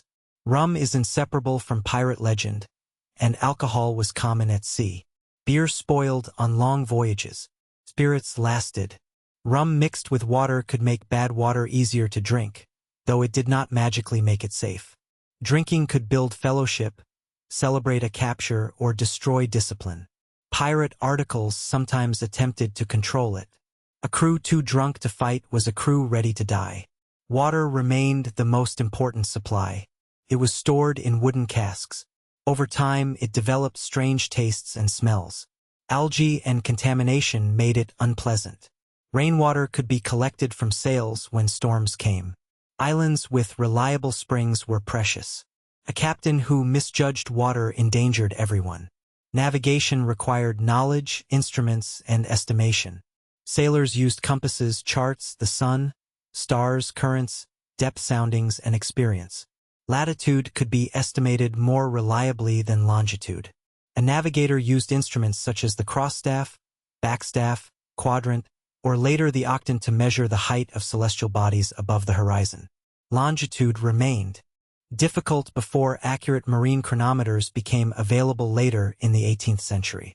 Sailors estimated distance traveled through dead reckoning. They considered direction, speed, time, wind, and current. Small errors accumulated. Clouds could hide the sun for days. Charts could be incomplete or wrong. Local pilots were valuable because they knew reefs, shoals, river mouths, and channels. Pirates forced pilots to guide them. They also stole charts. A chest of silver might be spent once. A reliable chart could produce prizes for years. The ship's surgeon, when one was available, held another kind of value. Many crews had no fully trained medical professional. A person with experience might treat wounds, set bones, pull teeth, cut away damaged tissue, and prescribe the limited medicines aboard. Surgery occurred without modern anesthesia, antibiotics, or knowledge of germ theory. Alcohol might dull pain. Restraint and speed mattered. Infection followed even successful operations. A musket ball could shatter bone. Splinters driven from the hull by cannon fire caused terrible injuries. Burns from powder, crushed fingers, falls from rigging, hernias, fever, and dental disease were common. Amputation was sometimes the only chance of survival. The patient might die from blood loss, shock, or infection. A pirate crew's disability payments could not restore an arm. They could only acknowledge the cost. Disease shaped voyages more than battle. Scurvy developed from vitamin C deficiency, though sailors did not understand the cause fully. Gums swelled. Old wounds reopened. Weakness spread. Men who appeared strong at departure could become unable to stand. Dysentery brought fever and dehydration. Malaria and yellow fever devastated crews in tropical regions. Typhus spread in crowded conditions. Sexually transmitted infections were common in ports and difficult to treat. A ship could become a floating sickroom. This helps explain Blackbeard's demand for medicine at Charlestown. It also explains why pirates sometimes released a prize after taking only drugs, food, and a surgeon. Money meant little to a dying crew. Rest took place wherever space allowed. Officers might have cabins. Ordinary men slept in hammocks or on the deck below. Hammocks swung with the ship and could be packed away during the day. Air below deck was poor. Heat and smell gathered. In heavy weather, hatches closed and darkness deepened. Privacy barely existed. Men ate, slept, argued, repaired clothes, told stories, and endured illness within a few feet of one another. That closeness created intense bonds and intense hatred. Pirate crews had to manage conflict because almost every man carried a blade or firearm. Articles sometimes required disputes to be taken ashore.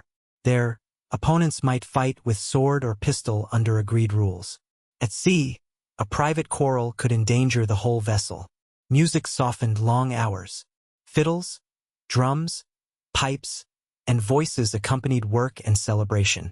Sea songs helped coordinate labor, though many of the shanties known today belong to a later period.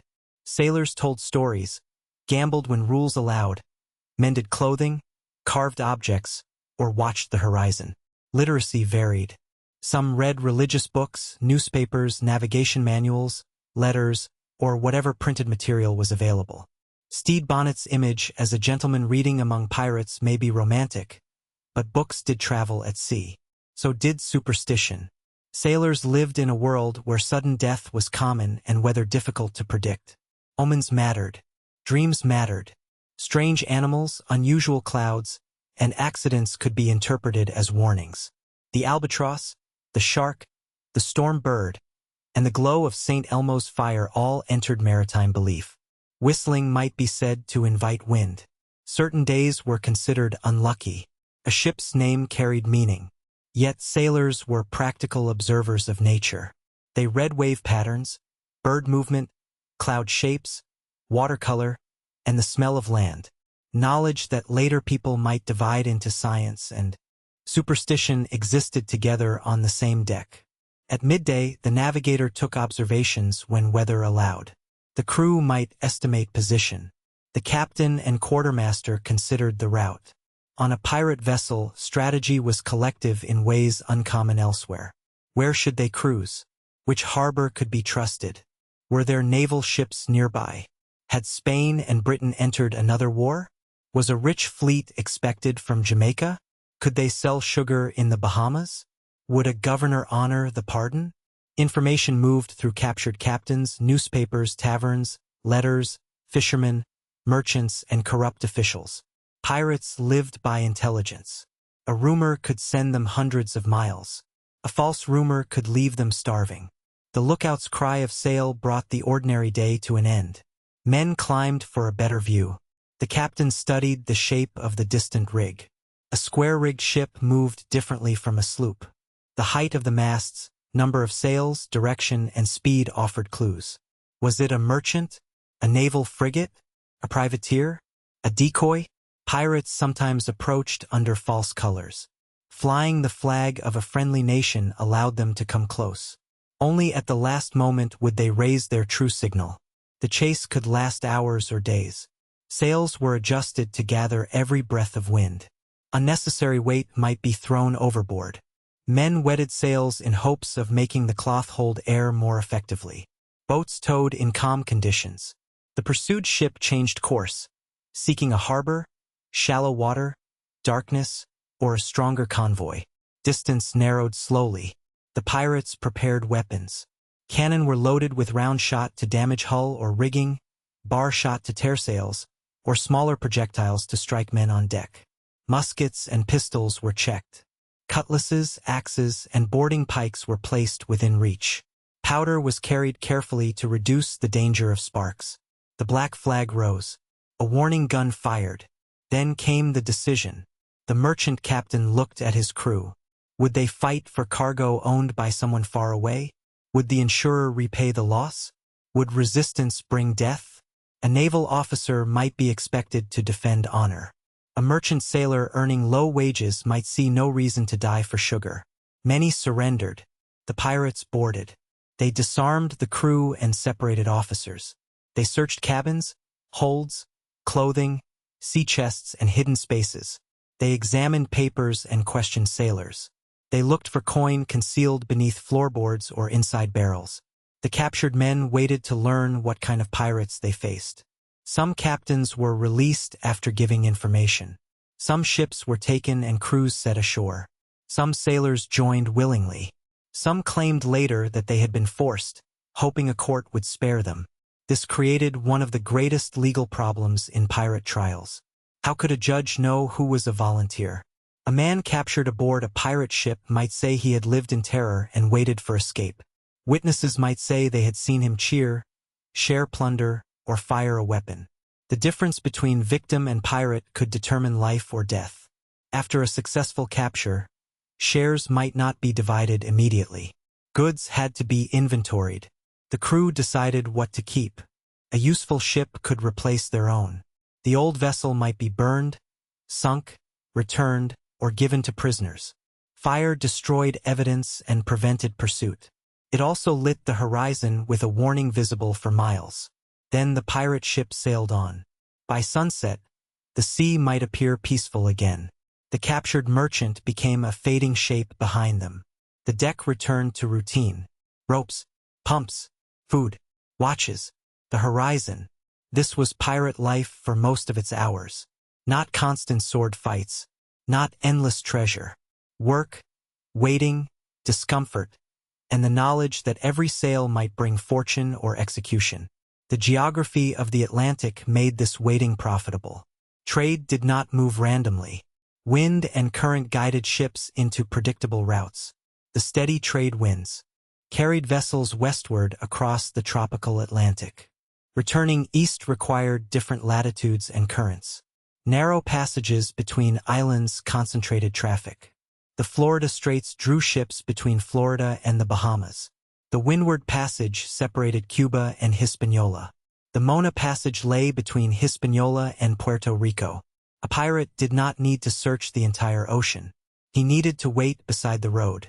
The Spanish Main referred broadly to Spain's mainland territories around the Caribbean, especially the northern coast of South America and Central America. Ports such as Cartagena and Portobello connected inland wealth to the sea. Havana became a great gathering point where fleets assembled before crossing the Atlantic.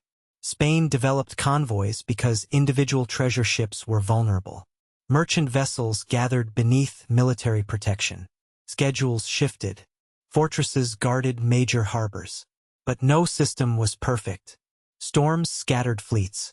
Delays forced ships to sail alone. Corruption weakened defenses. Smugglers knew hidden routes. Pirates attacked smaller vessels feeding the great ports even when the main treasure fleet was too strong. Not every prize carried silver. Sugar became one of the most important commodities of the Caribbean. Plantations transformed islands into engines of wealth. That wealth depended on enslaved labor. Africans were transported across the Atlantic in enormous numbers under violent conditions, then forced to work in fields, mills, docks, workshops, and households. A ship carrying sugar therefore carried more than cargo. It carried the product of a system of captivity. Pirates lived beside this system and fed from it.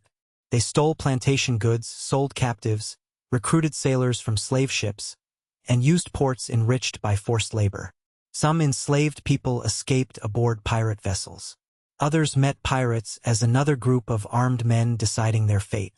The romantic image of piracy often places freedom against empire. The reality is that pirates depended on empire's trade. Without plantations, mines, colonial monopolies, and transatlantic shipping, there would have been fewer prizes. The pirates did not create the wealth they chased. They intercepted it. Jamaica stood near the center of these routes. After England captured the island, Port Royal became a base for privateers and later a commercial hub. Kingston grew after the earthquake damaged Port Royal.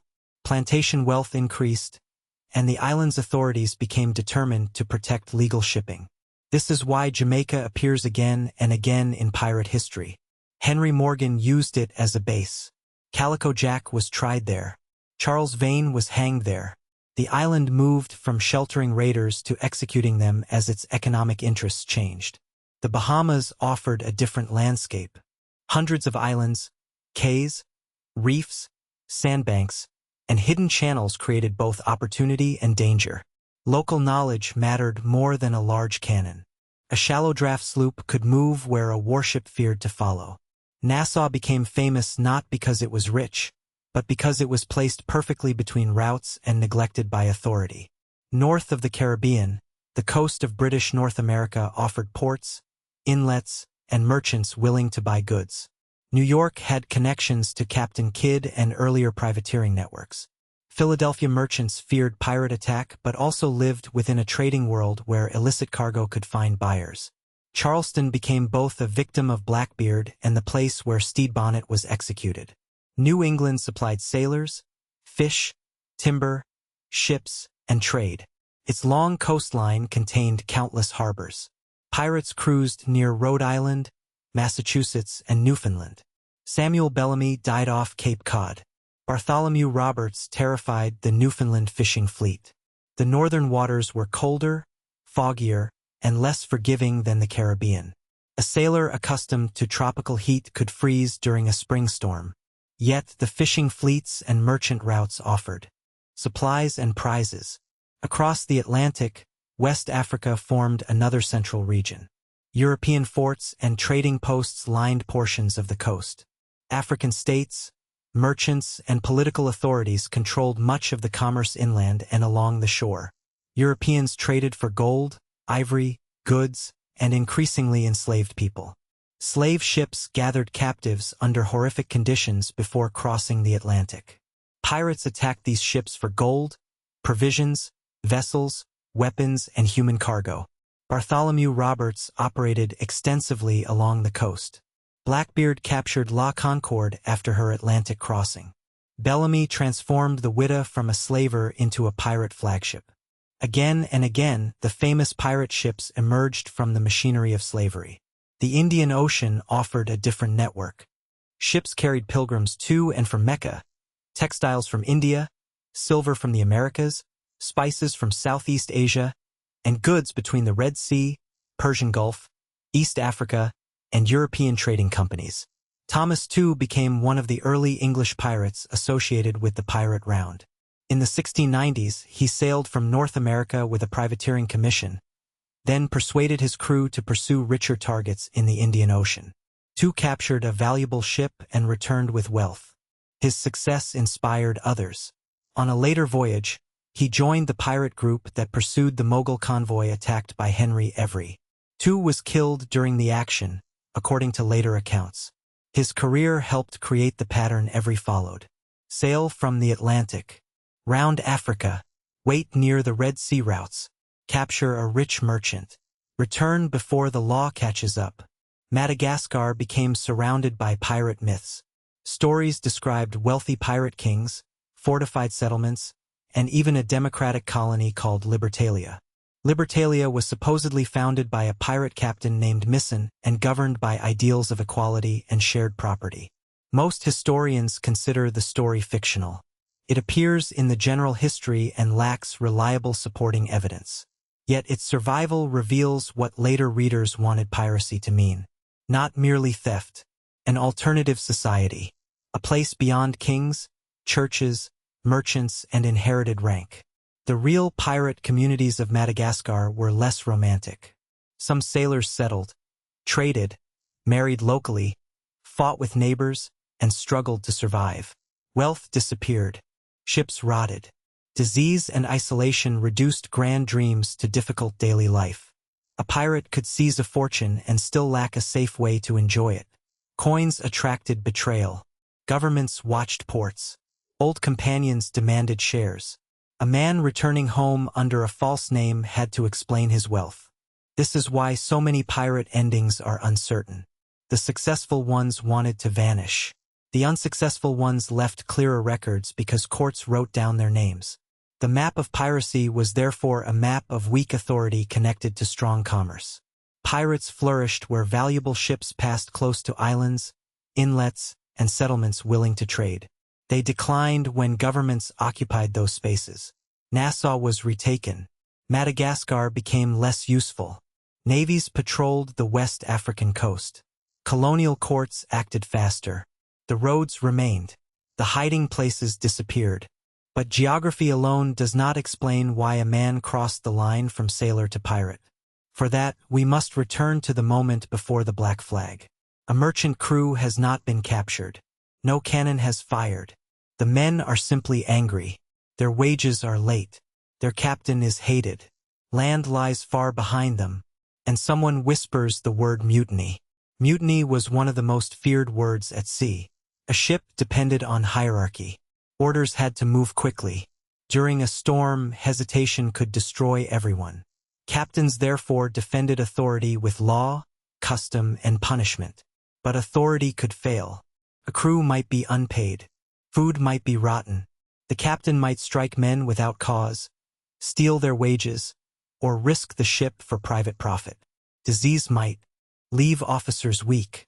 A war might end, making the voyage illegal or pointless. Then the sailors faced a dangerous calculation. Obedience could kill them slowly. Rebellion could hang them. Henry Every crossed into piracy through mutiny. Other crews did the same. They seized the vessel, confined or expelled officers, and voted on a new course.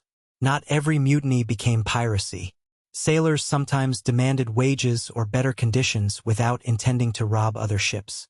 But once a crew took control violently, returning to legal society became difficult. The ship needed supplies. The men needed income. Their names might already be recorded as criminals. Piracy became both opportunity and refuge.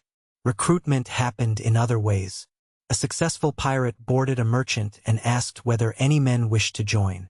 Sailors who hated their captain could step forward. Skilled workers received special attention. A carpenter could repair damage after battle. A cooper maintained barrels. A navigator found routes. A surgeon kept wounded men alive. Some recruits were forced. Pirate captains needed manpower, especially after disease or combat. Later, when captured, many defendants claimed compulsion. Courts examined whether they had attempted escape, accepted shares, signed articles, carried weapons, or encouraged attacks. The truth could be complicated. A sailor might be forced at first and later adapt. He might accept plunder because refusal was dangerous. He might fight because the naval ship attacking the pirates would hang him regardless of how he joined. Freedom and coercion could exist in the same life. Pirate crews also absorbed men displaced by empire. Former privateers entered after war. Deserters fled naval discipline. Indentured servants escaped contracts. Runaway enslaved men sought any vessel that carried them beyond a plantation. Fishermen joined after a bad season. Criminals avoided local courts. Adventurers pursued stories of every's fortune. Some were teenagers. Some were middle-aged veterans who knew no other trade than the sea. Most were men because maritime labor, warfare, and legal systems heavily restricted women's participation. Yet and Bonny and Mary Red show that those boundaries could be crossed. The average pirate career was short. A man might join, take several prizes, and die within a year. Disease, shipwreck, battle, execution, or internal violence ended many lives before they became famous. This short horizon shaped behavior. Sailors demanded shares now. They voted against captains who delayed. They spent quickly in port. Long-term planning belonged to people who believed they had a long term. Pirates lived beneath the expectation of capture. Some became religious near death. Trial records describe condemned men meeting ministers, confessing sins, denying charges, or warning others away from piracy. Printed execution sermons turned their lives into moral lessons. The pirate was expected to repent publicly so society could restore order before killing him. Not all cooperated. Some faced the rope defiantly. Some were terrified. Some were too sick or exhausted to speak. The famous image of a pirate laughing at death is only one possibility. A gallows crowd saw young men shaking, praying, singing, or staring silently at the water. Religion aboard ship was equally varied. Pirate articles sometimes limited blasphemy or required respect for the Sabbath. Other crews mocked religious authority. Captured vessels carried Bibles and prayer books. Sailors asked for divine protection during storms even if they ignored commandments in port. Pirates were not a separate species. They carried the beliefs and contradictions of their societies with them. They also carried national identity, though it often weakened at sea. English, Irish, Welsh, Scottish, French, Dutch, Portuguese, Spanish, African, Caribbean, and American-born sailors could serve together. Shared labor mattered more than birthplace when reefing a sail in a storm. Language could still divide. Crews developed practical ways to communicate. Experienced. Sailors knew maritime terms across linguistic boundaries. Captured interpreters helped during questioning and trade. National loyalty remained useful when seeking pardon or choosing targets. Hornigold's refusal to attack British ships may have reflected old privateering habits. Other pirates rejected such limits and treated every flag as a possible prize. The crew's deepest loyalty was often to the Articles. Signing or agreeing to them created a temporary political community. The rules defined who belonged, how wealth moved, and what happened when someone violated trust. The quartermaster played a central role. On many pirate ships, he supervised distribution, represented the crew, and controlled discipline outside battle. He could challenge the captain. In some cases, he commanded captured vessels or boarding parties. This division of authority reduced the danger of tyranny. It also created rivalry. Calico Jack had served as Charles Vane's quartermaster before the crew elevated him. A captain who lost the quartermaster's support could lose the ship. Pirate democracy therefore contained constant politics. Men formed friendships and factions.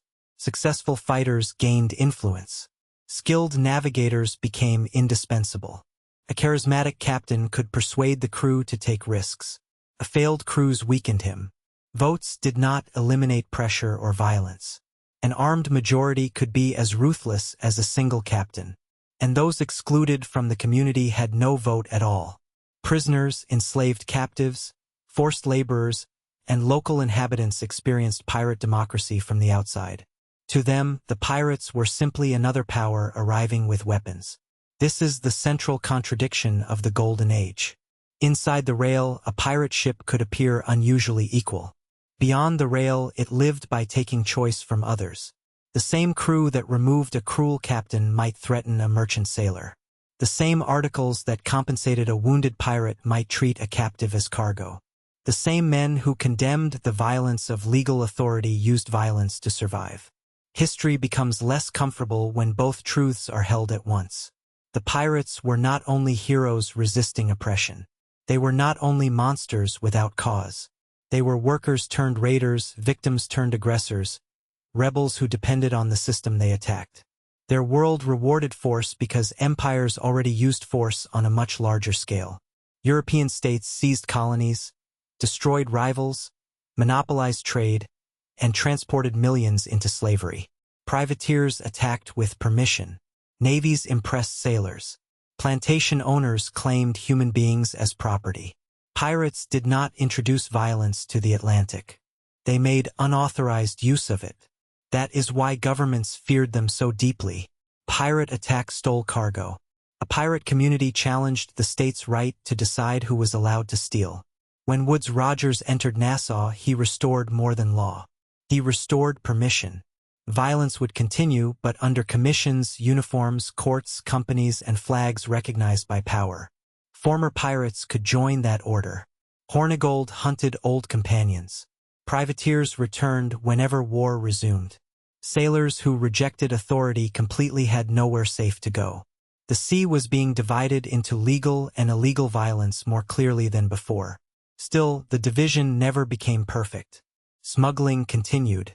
Colonial merchants traded with enemies. Privateers exceeded commissions. Naval officers took questionable prizes. Governments accused one another of sponsoring piracy while quietly benefiting from raiders. The black flag did not mark the only thieves at sea. It marked the thieves without a government powerful enough to defend them. This helps explain Captain Kidd's fate. His commission and investors could not save him once he became politically inconvenient. It explains Henry Morgan's success. His violence served imperial interests at the right moment.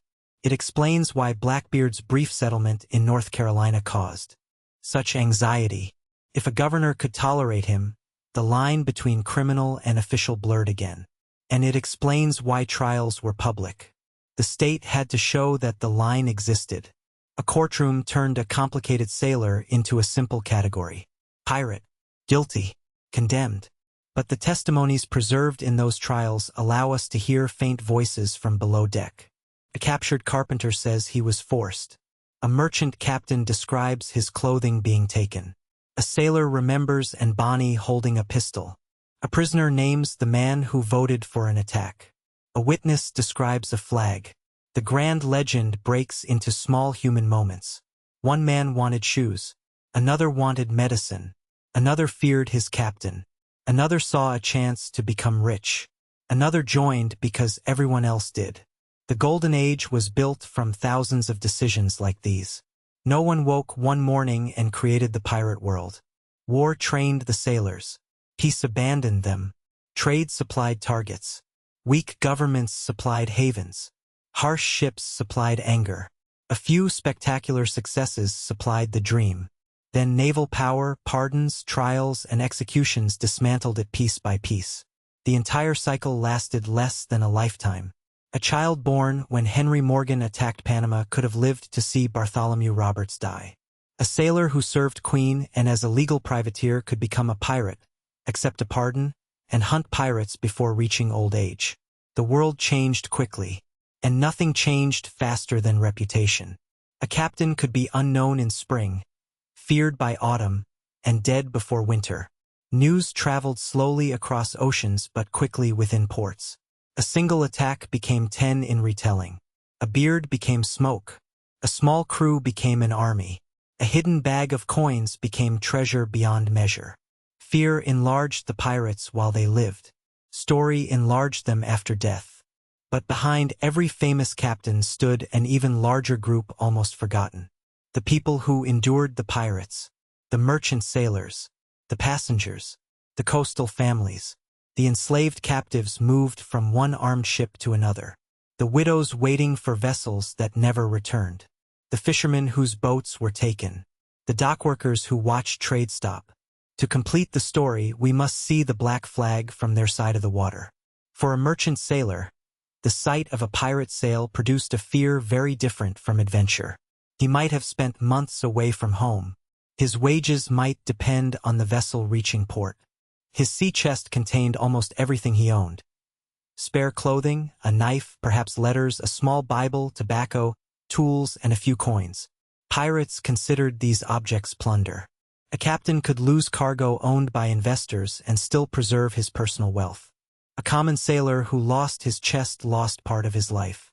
Testimony from captured crews often focuses on ordinary theft. Clothes were taken. Shoes disappeared. Food stores were emptied. Navigation tools, weapons, and medicine were seized. The pirates might cut down masts, damage rigging, or take the ship's boat, leaving survivors unable to sail safely. Even when no one was killed, the consequences could be severe. A disabled vessel might drift into a storm. A crew without provisions could starve. A sailor left ashore in a foreign colony might never receive wages. Insurance protected owners more often than laborers. Passengers faced other dangers. Pirates searched clothing and luggage. They took jewelry and cash. Important people could become hostages. Women faced the threat of sexual violence, though surviving evidence about individual incidents is incomplete and often filtered through sensational writing. The fear itself mattered. No captive knew in advance whether the boarding crew followed strict articles, whether its captain preferred intimidation, or whether alcohol and anger had destroyed restraint. A black flag compressed every terrible story heard in every tavern into one approaching shape. Coastal communities also paid a price. Pirates landed for water, food, timber, and repairs. They stole livestock. They forced local pilots into service. They threatened officials and merchants. Small settlements lacked walls or soldiers. A few armed boats could control them for hours or days. Larger towns responded by building defenses and organizing patrols. These costs spread across colonies through taxes, delayed trade, and higher prices. When Blackbeard blockaded Charlestown, he captured ships rather than buildings. Yet the entire town felt the pressure. Merchants could not move cargo. Families waited for passengers. Officials feared humiliation. The blockade showed how a pirate fleet could harm an economy without occupying a street. Piracy also altered the choices of merchant captains. Some sailed in convoy, waiting weeks for protection. Others armed their ships, requiring more men and reducing cargo space. Routes changed to avoid danger. Insurance rates reflected risk. A rumor could delay a voyage. The cost of piracy extended far beyond what pirates physically took. Enslaved people faced perhaps the greatest uncertainty. A pirate who captured a slave ship encountered human beings whom the legal economy treated as property. The crew might sell them, keep them aboard, release some, recruit some, or abandon them. Individual outcomes depended on skill, age, health, language, the needs of the pirate ship, and the attitudes of the crew. Black sailors appear in pirate records in significant numbers. Some carried weapons and shared in fighting. Some were described as crew members. Others were listed in ways that suggest continued enslavement. European witnesses often used racial labels without explaining status, making it difficult to know who was free. For an enslaved sailor, joining pirates could offer escape from one form of captivity. Yet capture by authorities could mean return to slavery rather than trial as an equal participant. Freedom aboard a pirate ship could vanish the moment a naval officer boarded. Women and children taken on merchant vessels faced similar powerlessness. Pirate articles prohibiting women aboard did not protect women encountered during raids. Rules applied primarily to members of the crew. The pirate community drew a strong boundary around itself. Inside were shares, votes, and compensation. Outside were targets. This boundary is easy to miss when history follows only captains. The famous men also depended on invisible labor in port. Tavern workers fed crews.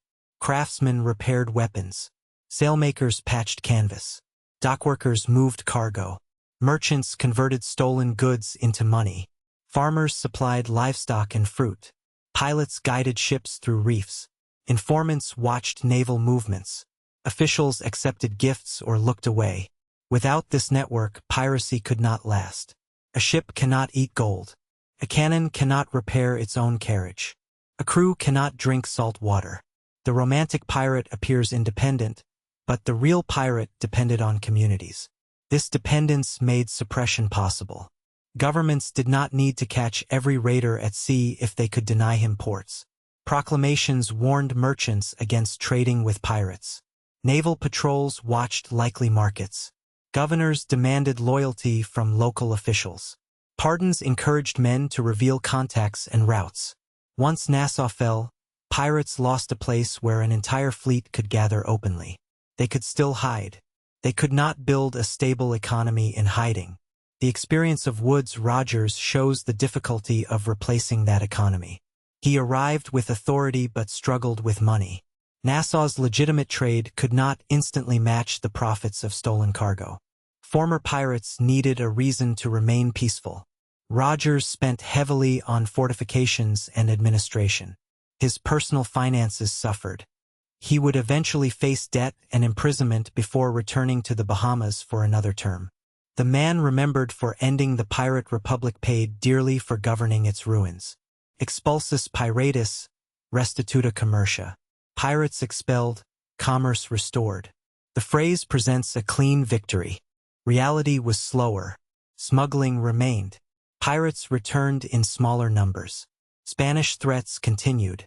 The colony still depended on uncertain investment. But symbols matter. Rogers entered Nassau beneath the authority of the crown. Charles Vane left beneath smoke. Between those two images lies the turning point of the age. After 1718, a pirate could no longer assume that surrender would always remain available. Pardon deadlines passed. Famous captains rejected mercy and became examples. Governors competed to prove firmness. Alexander Spotswood's attack on Blackbeard crossed colonial boundaries because Spotswood believed delay favored the pirate. He also had political motives and enemies, but his decision reflected a new impatience. Merchants wanted action. The state delivered a head on a bowsprit. Charleston's treatment of Stede Bonnet served the same purpose. Bonnet came from wealth and status. Executing him demonstrated that social class could not erase piracy once political protection disappeared. Jamaica's mass trials showed scale. Bartholomew Roberts's captured crew included men from many backgrounds.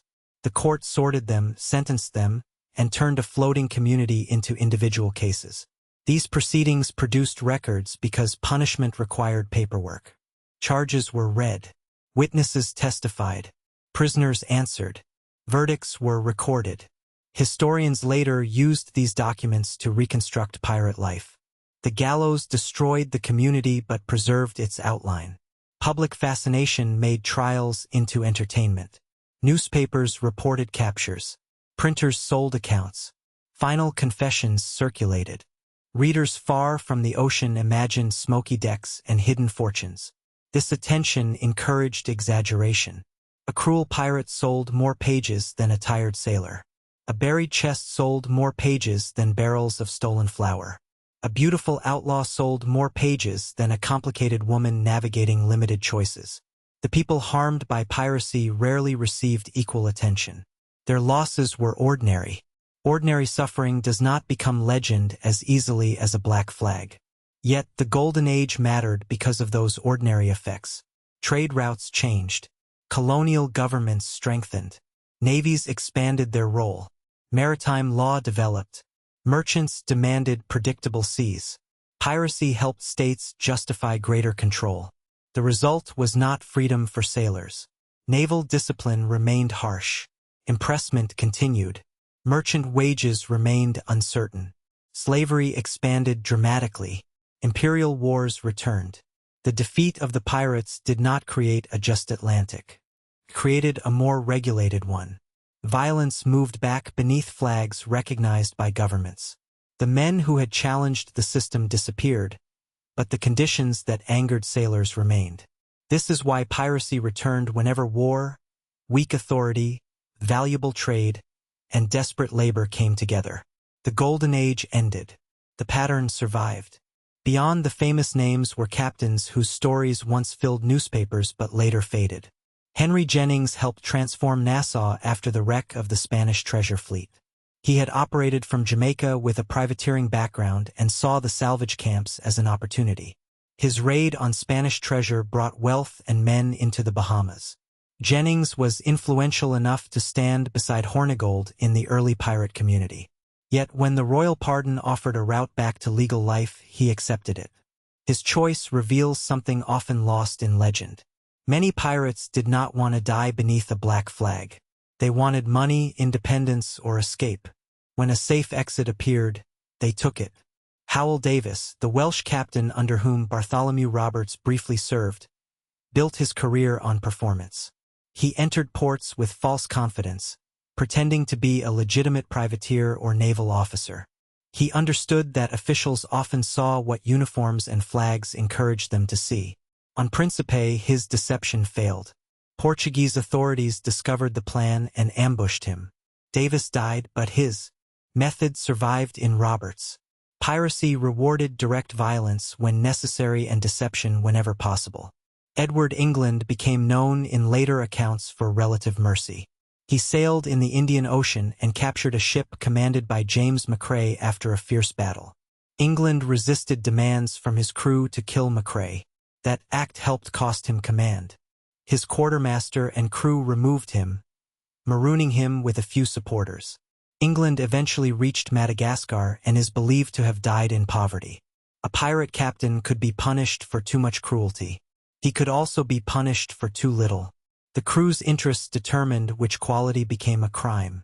Christopher Condent operated across the Atlantic and Indian Oceans. He captured valuable prizes, used Madagascar as a base, and appears to have achieved what most pirates could not. He negotiated a pardon through French authorities, settled, and lived with wealth gained at sea.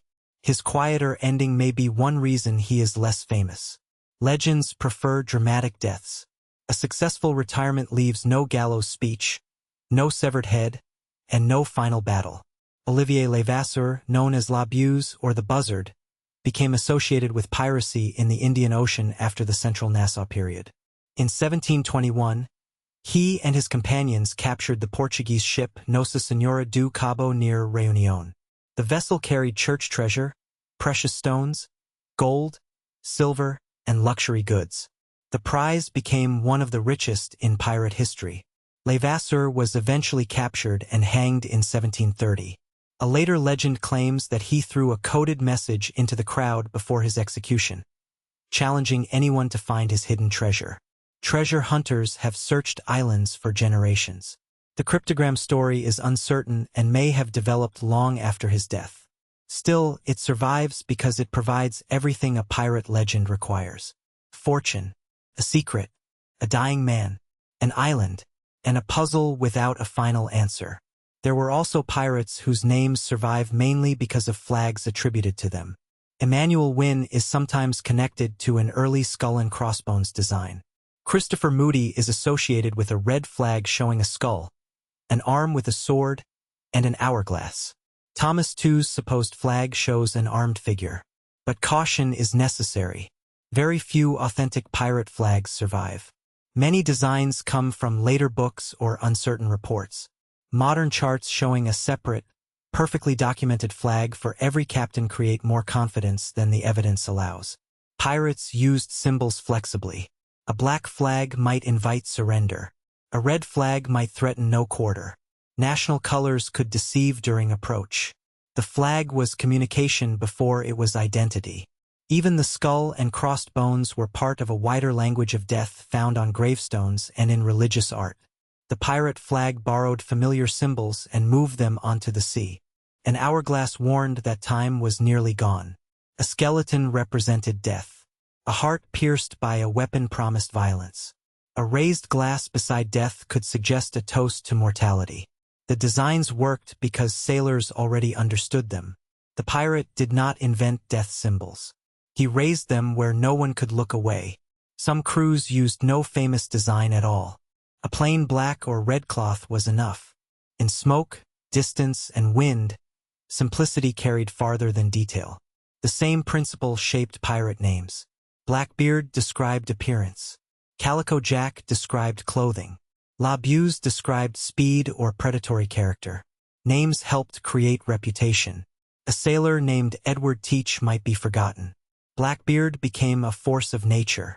Yet many names were uncertain even in official records. Teach appeared as Thatch, the Che, or other spellings. And Bonny became Bonny. Mary Read became Reed. Sailors used aliases. Clerks wrote what they heard. Literacy and spelling were inconsistent. The instability of names allowed legend to enter. When a person cannot be traced before or after a brief pirate career, imagination supplies the missing years. Perhaps Blackbeard came from a wealthy family. Perhaps and Bonny returned home and lived to old age. Perhaps Henry Every died rich. Perhaps Levasseur's treasure still waits. Possibility is not proof. But possibility keeps stories alive. The lesser-known pirates also remind us that fame did not measure success. Blackbeard took fewer prizes than Roberts and operated for a shorter time, yet his image dominates history. Calico Jack achieved little compared with Bellamy, but his association with Bonny, Mary Read, and a famous flag made him immortal. Condent may have retired successfully, yet few remember him. The Golden Age we inherit is not a complete record. It is a selection shaped by printers, trials, artifacts, novels, films, and the needs of each generation. Some pirates became villains. Some became folk heroes. Some vanished because their stories lacked the right ending. And beneath them all remain thousands of unnamed crewmen. A list in a court record. A mark instead of a signature. A body lost in a storm. A coin recovered from a wreck. A pipe, buckle, or shoe preserved beneath sand. Archaeology now asks those objects to speak. Underwater archaeology begins where written records end. A wreck does not remember a speech. It remembers weight. Iron sinks. Wood becomes buried. Sand shifts. Salt water destroys some materials and preserves others. A cannon remains after a rumor disappears. A bell can carry a name through centuries. The Witta wreck is among the clearest archaeological links to a Golden Age pirate ship. Its artifacts represent not one cargo but many. Pirates gathered objects from captured vessels, so the wreck became a compressed map of Atlantic trade. Coins came from different places and periods. Weapons reflected personal choice and necessity. Tools revealed the work required to keep the ship alive. Small possessions brought individual sailors closer than official letters ever could. A button may have belonged to a coat stolen in one port. A pistol may have changed hands in battle. A piece of jewelry may have been part of a sailor's share. The objects do not tell us who held them last. They tell us that someone did. Queen Anne's Revenge offers another window. A wreck discovered near Beaufort Inlet in North Carolina has been identified by researchers as the remains of Blackbeard's flagship. The site contains cannon, anchors, medical equipment, navigational objects, and other material consistent with an early 18th century armed vessel. No single object says Blackbeard in large letters. Identification emerges from location, date, artifact pattern, historical descriptions, and the absence of another known vessel fitting the evidence as closely. This is how careful history often works. Not through one perfect answer, through many pieces supporting one conclusion. The wreck also complicates the image of Blackbeard as a figure made only of smoke and violence. Medical instruments suggest treatment aboard the vessel. Measuring devices show navigation. Small fragments reveal maintenance, meals, and trade. The terrifying flagship was also a workplace. Men cooked there. Men repaired shoes there. Men suffered sickness there. Men waded through ordinary mornings there. Port Royal offers archaeology of a different kind. When the earthquake of 1692 pushed sections of the town beneath the sea, buildings and objects were trapped in the disaster. Excavations have revealed parts of a 17th-century port frozen by sudden destruction. Pewter plates, bottles, tools, pipes, structures, and household objects show daily life in a place later reduced to stories of sin and pirates. Port Royal was not simply a row of taverns filled with drunken buccaneers. It was a living city. People cooked meals, kept accounts, raised children, bought imported goods, worshipped, repaired ships, and built businesses. The earthquake buried complexity beneath a moral legend. Archaeology restores some of it. The same is true of pirate havens. Nassau's wooden structures, tropical climate, later construction, and repeated change make the early settlement difficult to recover completely. Yet maps, fort remains, records, and landscape help reconstruct the harbor that pirates used. Stand on New Providence and the geography becomes clear. Reefs guard approaches. Islands break the horizon. The Florida Straits lie close. A fast sloop could vanish among blue channels that a deep warship approached with caution. Landscape becomes evidence. Shipwreck research also reveals the power of storms. Popular stories focus on battle because battle provides villains and heroes. Wreck sites show that wind and water destroyed ships without caring which flag they flew. The 1715 Spanish fleet died in a hurricane. The Whydah died in a storm. Charles Vane was shipwrecked. Countless unnamed vessels vanished with no survivors. A pirate could defeat a merchant, outrun a frigate, and still lose everything to a sandbar. The sea was the greatest power in every pirate story. It created routes, hid fugitives, carried wealth, and erased evidence. Modern researchers must work carefully because pirate sites attract treasure hunters. Archaeology seeks context, not only valuable objects. Where an item lies, what surrounds it, and how layers formed can matter more than market price.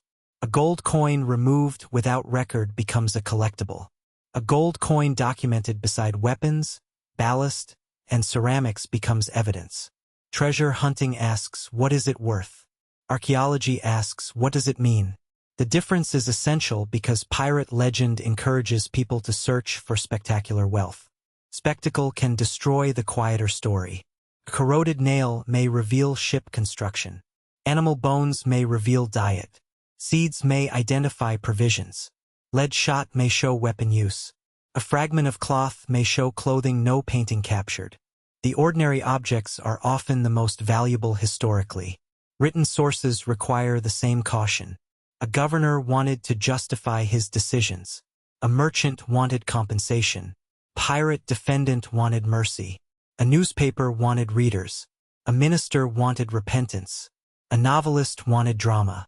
Every source has a purpose. The historian compares them. If a newspaper reports that Blackbeard commanded thousands, but naval records and ship capacity suggest hundreds, the number must be questioned. If a famous speech appears only in a later account, it should be treated as possible rather than certain. If trial testimony from several witnesses agrees on a detail, confidence grows. If archaeology matches a location and date, the physical evidence strengthens the written record. This careful uncertainty does not weaken the story. It makes the story more honest. We do not need to invent a pirate kingdom for Henry Every. His real attack caused an international crisis. We do not need to prove Bonny's old age. Her disappearance is powerful enough. We do not need Blackbeard to murder captives with his own hands. His blockade of Charlestown and final battle are already extraordinary. We do not need every flag designed to be authentic. The real use of fear at sea is more interesting than a perfect chart of skulls. The truth survives without decoration. And sometimes, the truth is quieter than legend. A ship lies beneath sand. A cannon is covered in marine growth. A bell waits in darkness. Centuries pass above it. Then a diver's hand removes the sediment, and a name returns to the world. But the name returns to a world already filled with fictional pirates. By the time archaeologists found the Whydah, novels, theater, illustration, film, and television had spent generations rebuilding the Golden Age in their own image. The pirates had escaped history. They had entered myth. The transformation began almost immediately. Execution accounts and the general history turned recent criminals into characters. 18th-century readers consumed stories of danger at a safe distance. Pirates appeared in ballads, plays, pamphlets, and moral tales. They were useful figures because they could carry several meanings at once. To governments, they were warnings about rebellion. To merchants, they were enemies of order. To sailors, they could represent revenge against cruel captains. To readers trapped in routine, they offered escape. The 19th century changed the balance from warning toward adventure. Lord Byron's poem, The Corsair, presented a romantic outlaw separated from ordinary society. Popular theater filled stages with sea caves, disguises, and dramatic rescues. Children's literature softened the criminal world into a place of danger without lasting consequence. Then Treasure Island gave the pirate myth its most durable shape. Long John Silver was charming, frightening, intelligent, and difficult to classify. He could cook, lead, lie, negotiate, threaten, and survive. He was not simply a monster. That complexity helped make him unforgettable. The novel also created a complete pirate landscape. An old sailor arrives at an inn. A black spot warns of judgment. A map reveals buried treasure. A voyage gathers secret enemies. An island becomes a maze of loyalty and betrayal. Historical fragments were rearranged into perfect fiction. Later illustrators gave pirates their clothing. Stage actors gave them gestures. Cinema gave them motion and voice. The pirate captain stood with one boot raised, coat moving in the wind, sword catching the light. Ships fired broadside at close range. Crews swung from ropes. Treasure glittered in caves. Real naval combat was slower, smokier, and more confusing. Real ships often surrendered before boarding. Real treasure might be wet sugar, medicine, cloth, or a barrel of nails.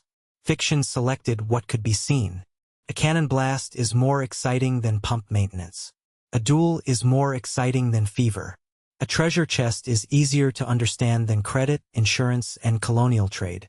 The selection became so powerful that later audiences judged history by whether it resembled fiction. A real pirate without a buried fortune seemed incomplete. A real pirate flag without a skull seemed wrong. A real captain who avoided battle seemed cowardly rather than practical. The myth became the standard, and history became the correction. Yet myth preserved interest that might otherwise have faded. Because generations loved fictional pirates, museums could invite them toward real maritime history. A child fascinated by treasure might later learn about navigation, empire, slavery, labor, archaeology, and law.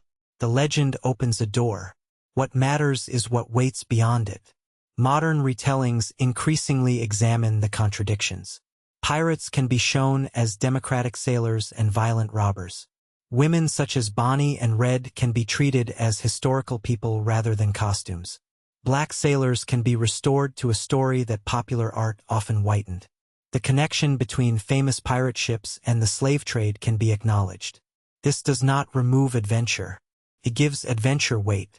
Blackbeard's capture of La Concorde becomes more significant when we remember the hundreds of enslaved people aboard. Bellamy's Widow becomes more complex when we understand what the ship had been built to do. Nassau's freedom becomes less simple when we see the plantation colonies surrounding it. The Golden Age becomes not an isolated fairy tale, but a window into the Atlantic world. That world was expanding rapidly. European empires competed across oceans. Indigenous lands were seized. Plantation systems grew. Goods and people moved on an unprecedented scale. Financial networks linked London investors to Caribbean fields and African trading forts. Sailors connected everything. They carried letters, cargo, orders, and news. They crossed boundaries more often than most people of their time. They saw wealth concentrated in officers' cabins and misery crowded below deck. Piracy emerged from their position between worlds.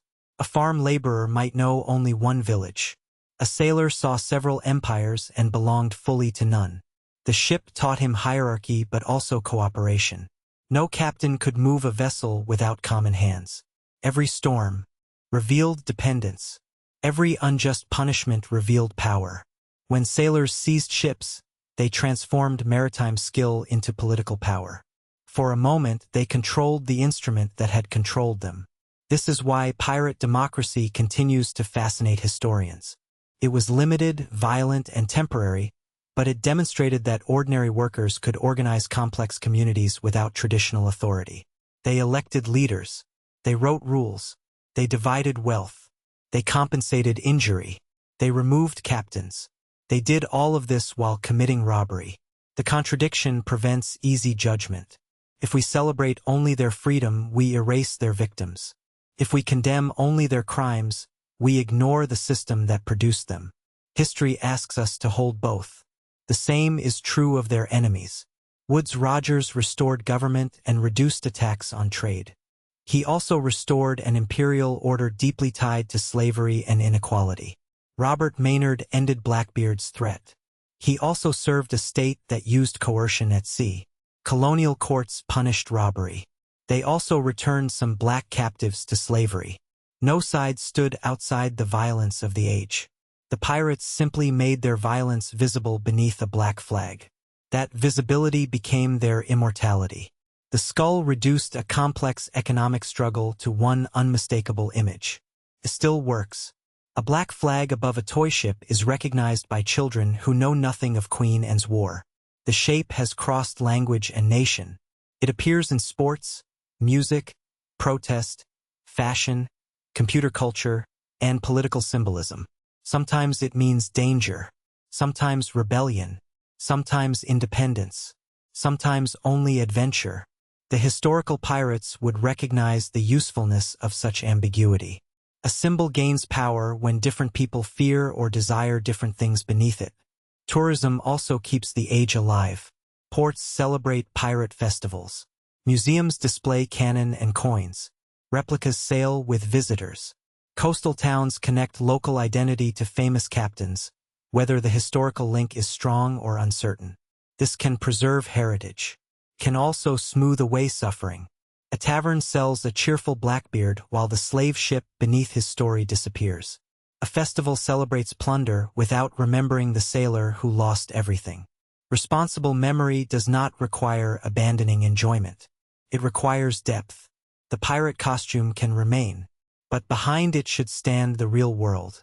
The hard biscuit, the infected wound, the unpaid wage, the enslaved captive, the corrupt governor, the hurricane, the vote on deck, the merchant's fear, the body in chains beside the river. Only then does the Golden Age deserve to be called history rather than decoration. And once that world becomes visible, the end of piracy looks different. It was not simply good men defeating bad men. It was the victory of organized states over unauthorized rivals. Trade became safer for merchants. The sea became less open to pirate communities. But ordinary sailors remained ordinary sailors. Their labor continued beneath other flags. The black flag fell. The conditions beneath it sailed on. The end of the Golden Age did not make the oceans peaceful. It only ended one particular concentration of pirates in one particular Atlantic world. In the Mediterranean, the North African states, often called the Barbary states, supported corsair activity under political systems very different from Nassau's loose pirate community. Ships from Algiers, Tunis, Tripoli, and Morocco seized vessels, demanded tribute, ransomed captives, and participated in long conflicts with European powers. Europeans called them pirates. Their own rulers treated many as legitimate agents of war and state policy. Once again, the definition depended on authority. European states also commissioned privateers, seized colonies, and enslaved people across the Atlantic. No government held a moral monopoly on maritime violence. The young United States learned this after independence. American ships had once benefited from British naval protection and treaties. Without that protection, they became vulnerable in the Mediterranean. The United States fought the Barbary Wars in the early 19th century, using naval force against Tripoli and later Algiers. These conflicts belong to a later age, but they repeated an old question. Who had the right to attack commerce? In the Caribbean, piracy surged again after the Wars of Independence and the Napoleonic era disrupted imperial authority. Revolutionary conflict produced privateers, smugglers, armed traders, and unemployed sailors. Cuba's long coastline and countless inlets offered hiding places. By the 1820s, the United States created a West Indies squadron to combat piracy in the Gulf of Mexico and Caribbean. Small vessels formed what was sometimes called a mosquito fleet, able to pursue raiders into shallow coastal waters. The strategy resembled the campaign against Blackbeard. Large warships controlled open water. Small boats entered the places pirates believed were safe. The campaign reduced piracy but required years of patrols, landings, intelligence, and cooperation. The Black Flag had not vanished with Roberts. It had simply lost its great republic and famous fleet commanders. Elsewhere, piracy developed on scales that made the Atlantic Golden Age look small. In Asian waters, large confederations operated among coastal communities, merchants, officials, and rival states. Their history followed local political and economic conditions rather than the world of Nassau. This is important because the familiar image of the pirate is overwhelmingly Atlantic and European. A wooden sloop, a tricorn hat, a Caribbean island. But piracy has appeared wherever trade passes through spaces that governments struggle to control. The vessels, weapons, laws, and communities differ. The pattern remains recognizable.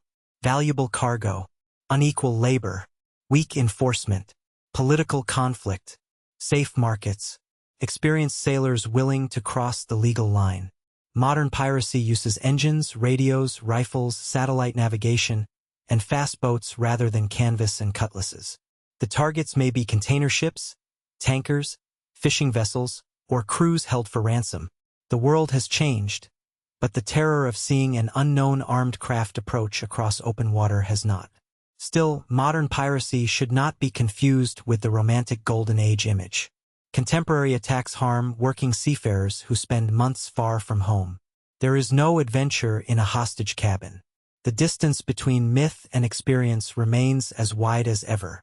The Golden Age holds a special place because it arrived at the beginning of modern mass media. Newspapers, printed trials, and popular books spread stories quickly. The pirates developed recognizable brands through flags and names. Their ships operated in regions central to the growth of the British Atlantic world, which later produced many of the novels and films that defined pirates globally. They were recorded at exactly the right moment to become immortal. Had Blackbeard lived 2 centuries earlier, his story might survive as a few lines in a chronicle. Had he lived in another ocean, English-language culture might barely remember him. Instead, he appeared when colonial newspapers needed sensation, when governments needed warnings, and when later writers needed characters. The historical timing was perfect. His own timing was fatal. By 1718, the world that allowed him to rise was already closing. The same is true of the others.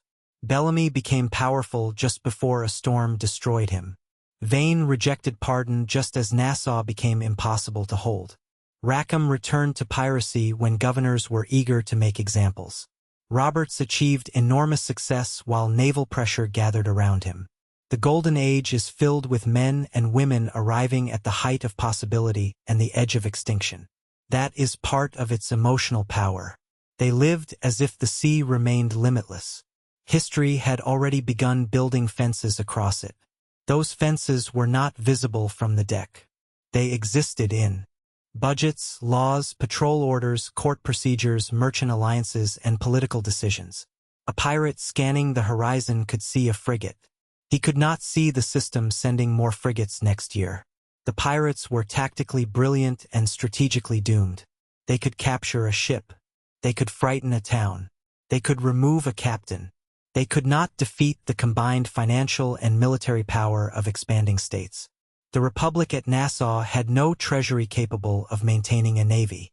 No diplomatic allies recognized it. No farms supplied it reliably.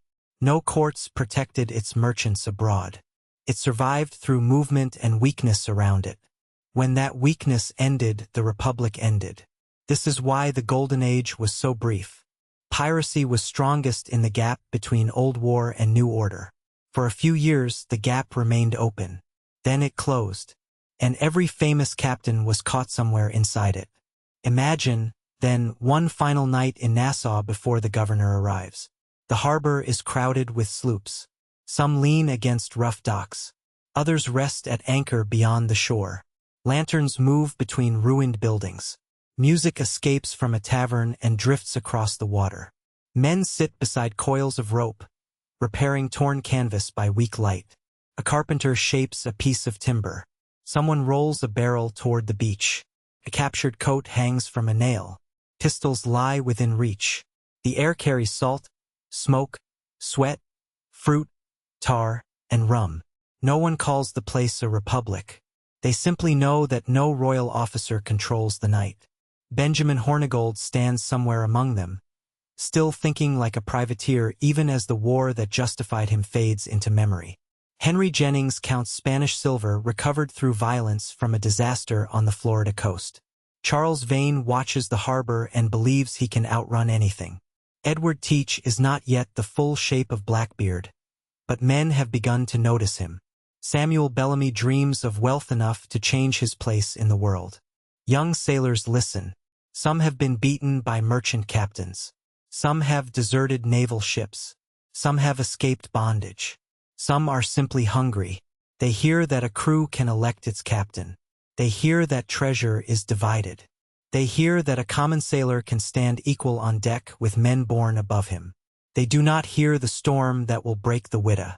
They do not see Maynard's hidden sailors below deck. They do not feel the rope waiting in Jamaica.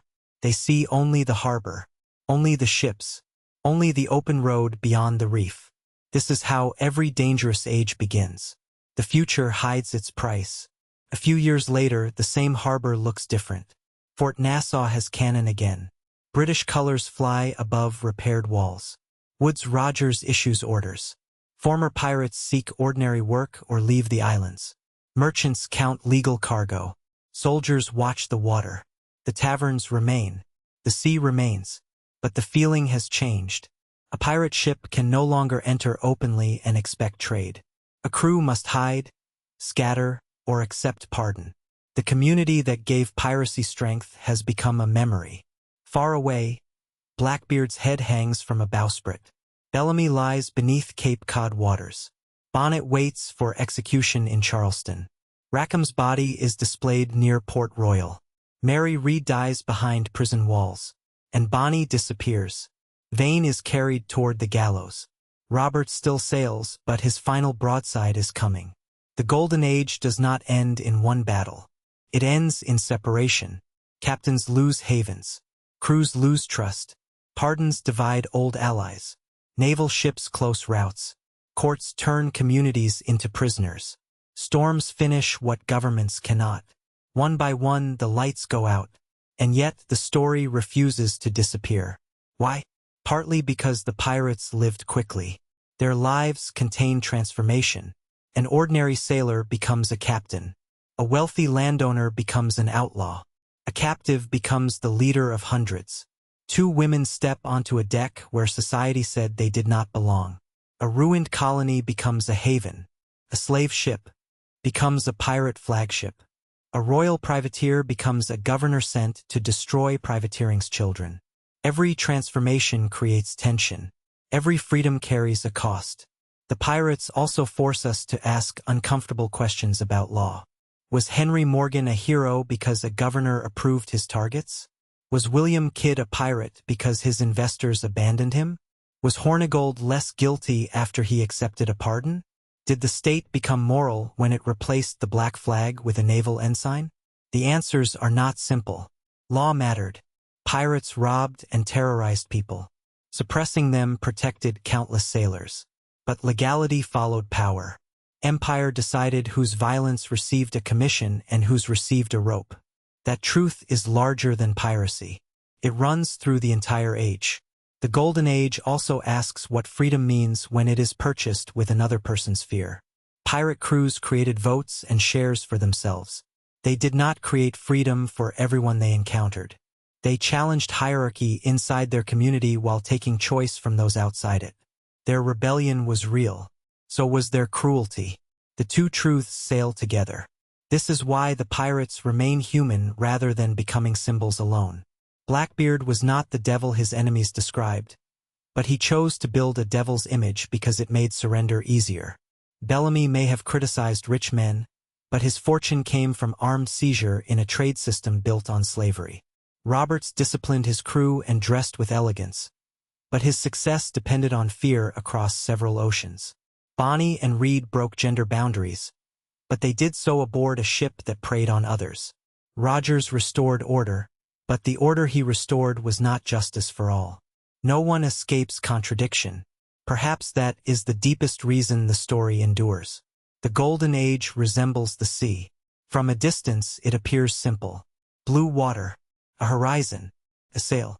Come closer, and everything moves beneath the surface. Current crosses current. Warm water meets cold. Storms form beyond sight. Wrecks wait below. The same is true of the word pirate. From a distance it means outlaw. Come closer and we find privateers, mutineers, escaped workers, violent opportunists, political tools, rebels, merchants, prisoners, and legends sharing the same unstable name. The black flag simplifies them. History complicates them again. Now return to the merchant ship where our journey began. The night is dark. The strange vessel approaches. A cannon flashes across the water. The crew rushes onto deck. The captain raises his glass. But this time we understand what stands behind the black flag. A war that ended years earlier. A sailor who never received his wages. A ruined town in the Bahamas. A vote beneath the mast. A merchant willing to buy stolen sugar. A governor willing to look away. A plantation and the labor forced from it. A shipyard that built a slave vessel fast enough to become a pirate flagship. A printer waiting to sell the story. A navy preparing the hunt. The flag is not the beginning. It is the final visible sign of an entire world. The merchant captain sees death. The pirate crew sees income. The governor sees rebellion. The sailor below deck may see a chance to change sides. One piece of cloth carries 4 different futures. The cannon fires again. The merchant lowers his colors. The pirates come alongside. Hooks catch the rail. Armed men cross the gap. Orders are shouted. The deck fills with strangers. Perhaps no one dies. Perhaps the pirates take medicine, food, and clothing. Perhaps they steal the ship. Perhaps a sailor joins them. Perhaps a captive remembers every face and later testifies in court. By morning, the pirates are gone. The sea closes behind them. For the victim, the encounter may shape the rest of his life. For the pirate, it is one more prize. For history, it may survive as 3 lines in a newspaper. For legend, it becomes thunder, treasure, and a skull against the moon. That distance between experience and memory is where the Golden Age still lives. We inherit the legend first. Then we search for the people inside it. We find them in court papers, ship logs, governor's letters, maps, cannon, coins, bones, and wrecks. We find their fear in testimony. We find their rules in articles. We find their ambition in captured ships. We find their limits in the gallows. And sometimes, after all the evidence is gathered, a mystery remains. What was Blackbeard called as a child? Did Bonny return home? Where did Henry ever die? Was Queen Anne's revenge grounded by accident or design? Did Bellamy truly speak of Robin Hood? Did Levasseur leave a cryptogram? Some answers may never come. History is not weakened by those silences. The silence reminds us that real lives are larger than surviving records. A person is not only what a court wrote about him. A woman is not only the moment she appeared at trial. A sailor is not only the ship on which he was captured. The ocean erased much. We rebuild carefully from what remains. And what remains is enough to reveal a world more compelling than the myth. The Golden Age of Piracy was not an age of endless freedom. It was a brief revolt created by the failures of empire. It was not an age of easy treasure.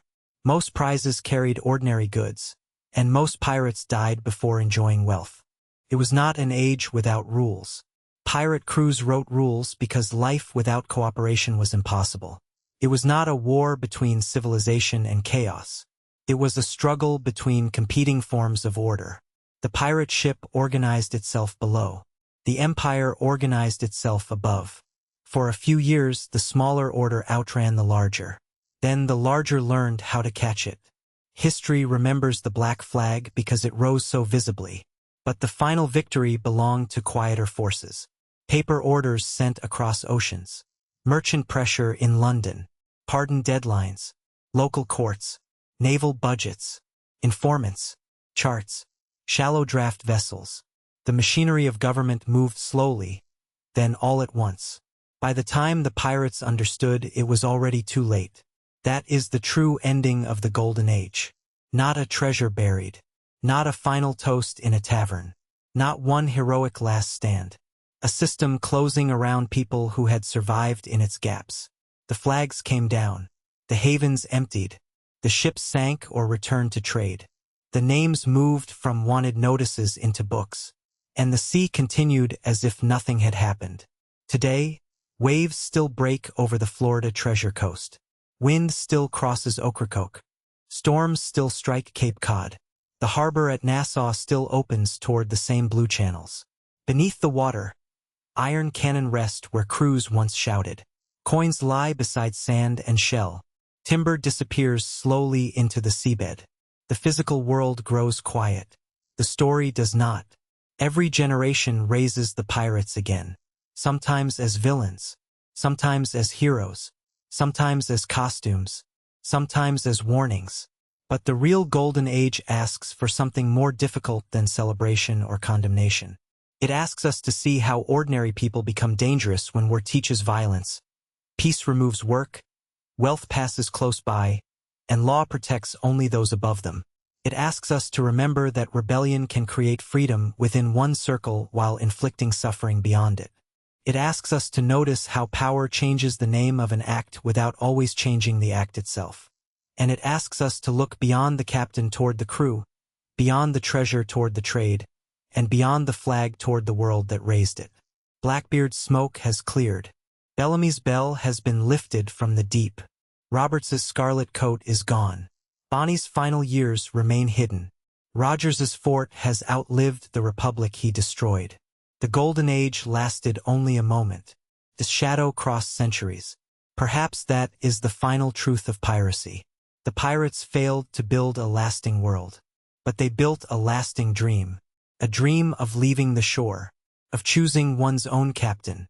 Of taking a share from wealth that seemed reserved for others. Of disappearing. Beyond the reach of law. The dream is powerful because history shows what it cost.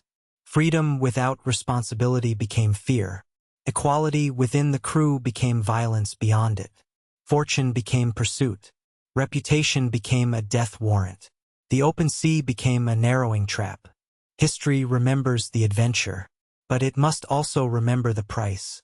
And so, as the last pirate sail fades into the dark Atlantic, the question left behind is not whether these men and women were heroes or villains. It is whether the world created the pirates before the pirates declared war upon the world. The answer may lie somewhere between the harbor and the horizon. Somewhere between the royal flag and the black one. Somewhere beneath the waves, where treasure, weapons, names, and bones rest together in silence. The night returns to the sea. The cannon smoke drifts away. The lanterns grow distant. And the golden age of piracy passes once more into legend. If this voyage through the hidden world of history carried you beyond the familiar myth, subscribe for more long journeys into the empires, mysteries, betrayals, and forgotten lives of the past. And before the horizon disappears, consider one final question. Were the pirates truly enemies of civilization? Or were they the reflection civilization feared to see?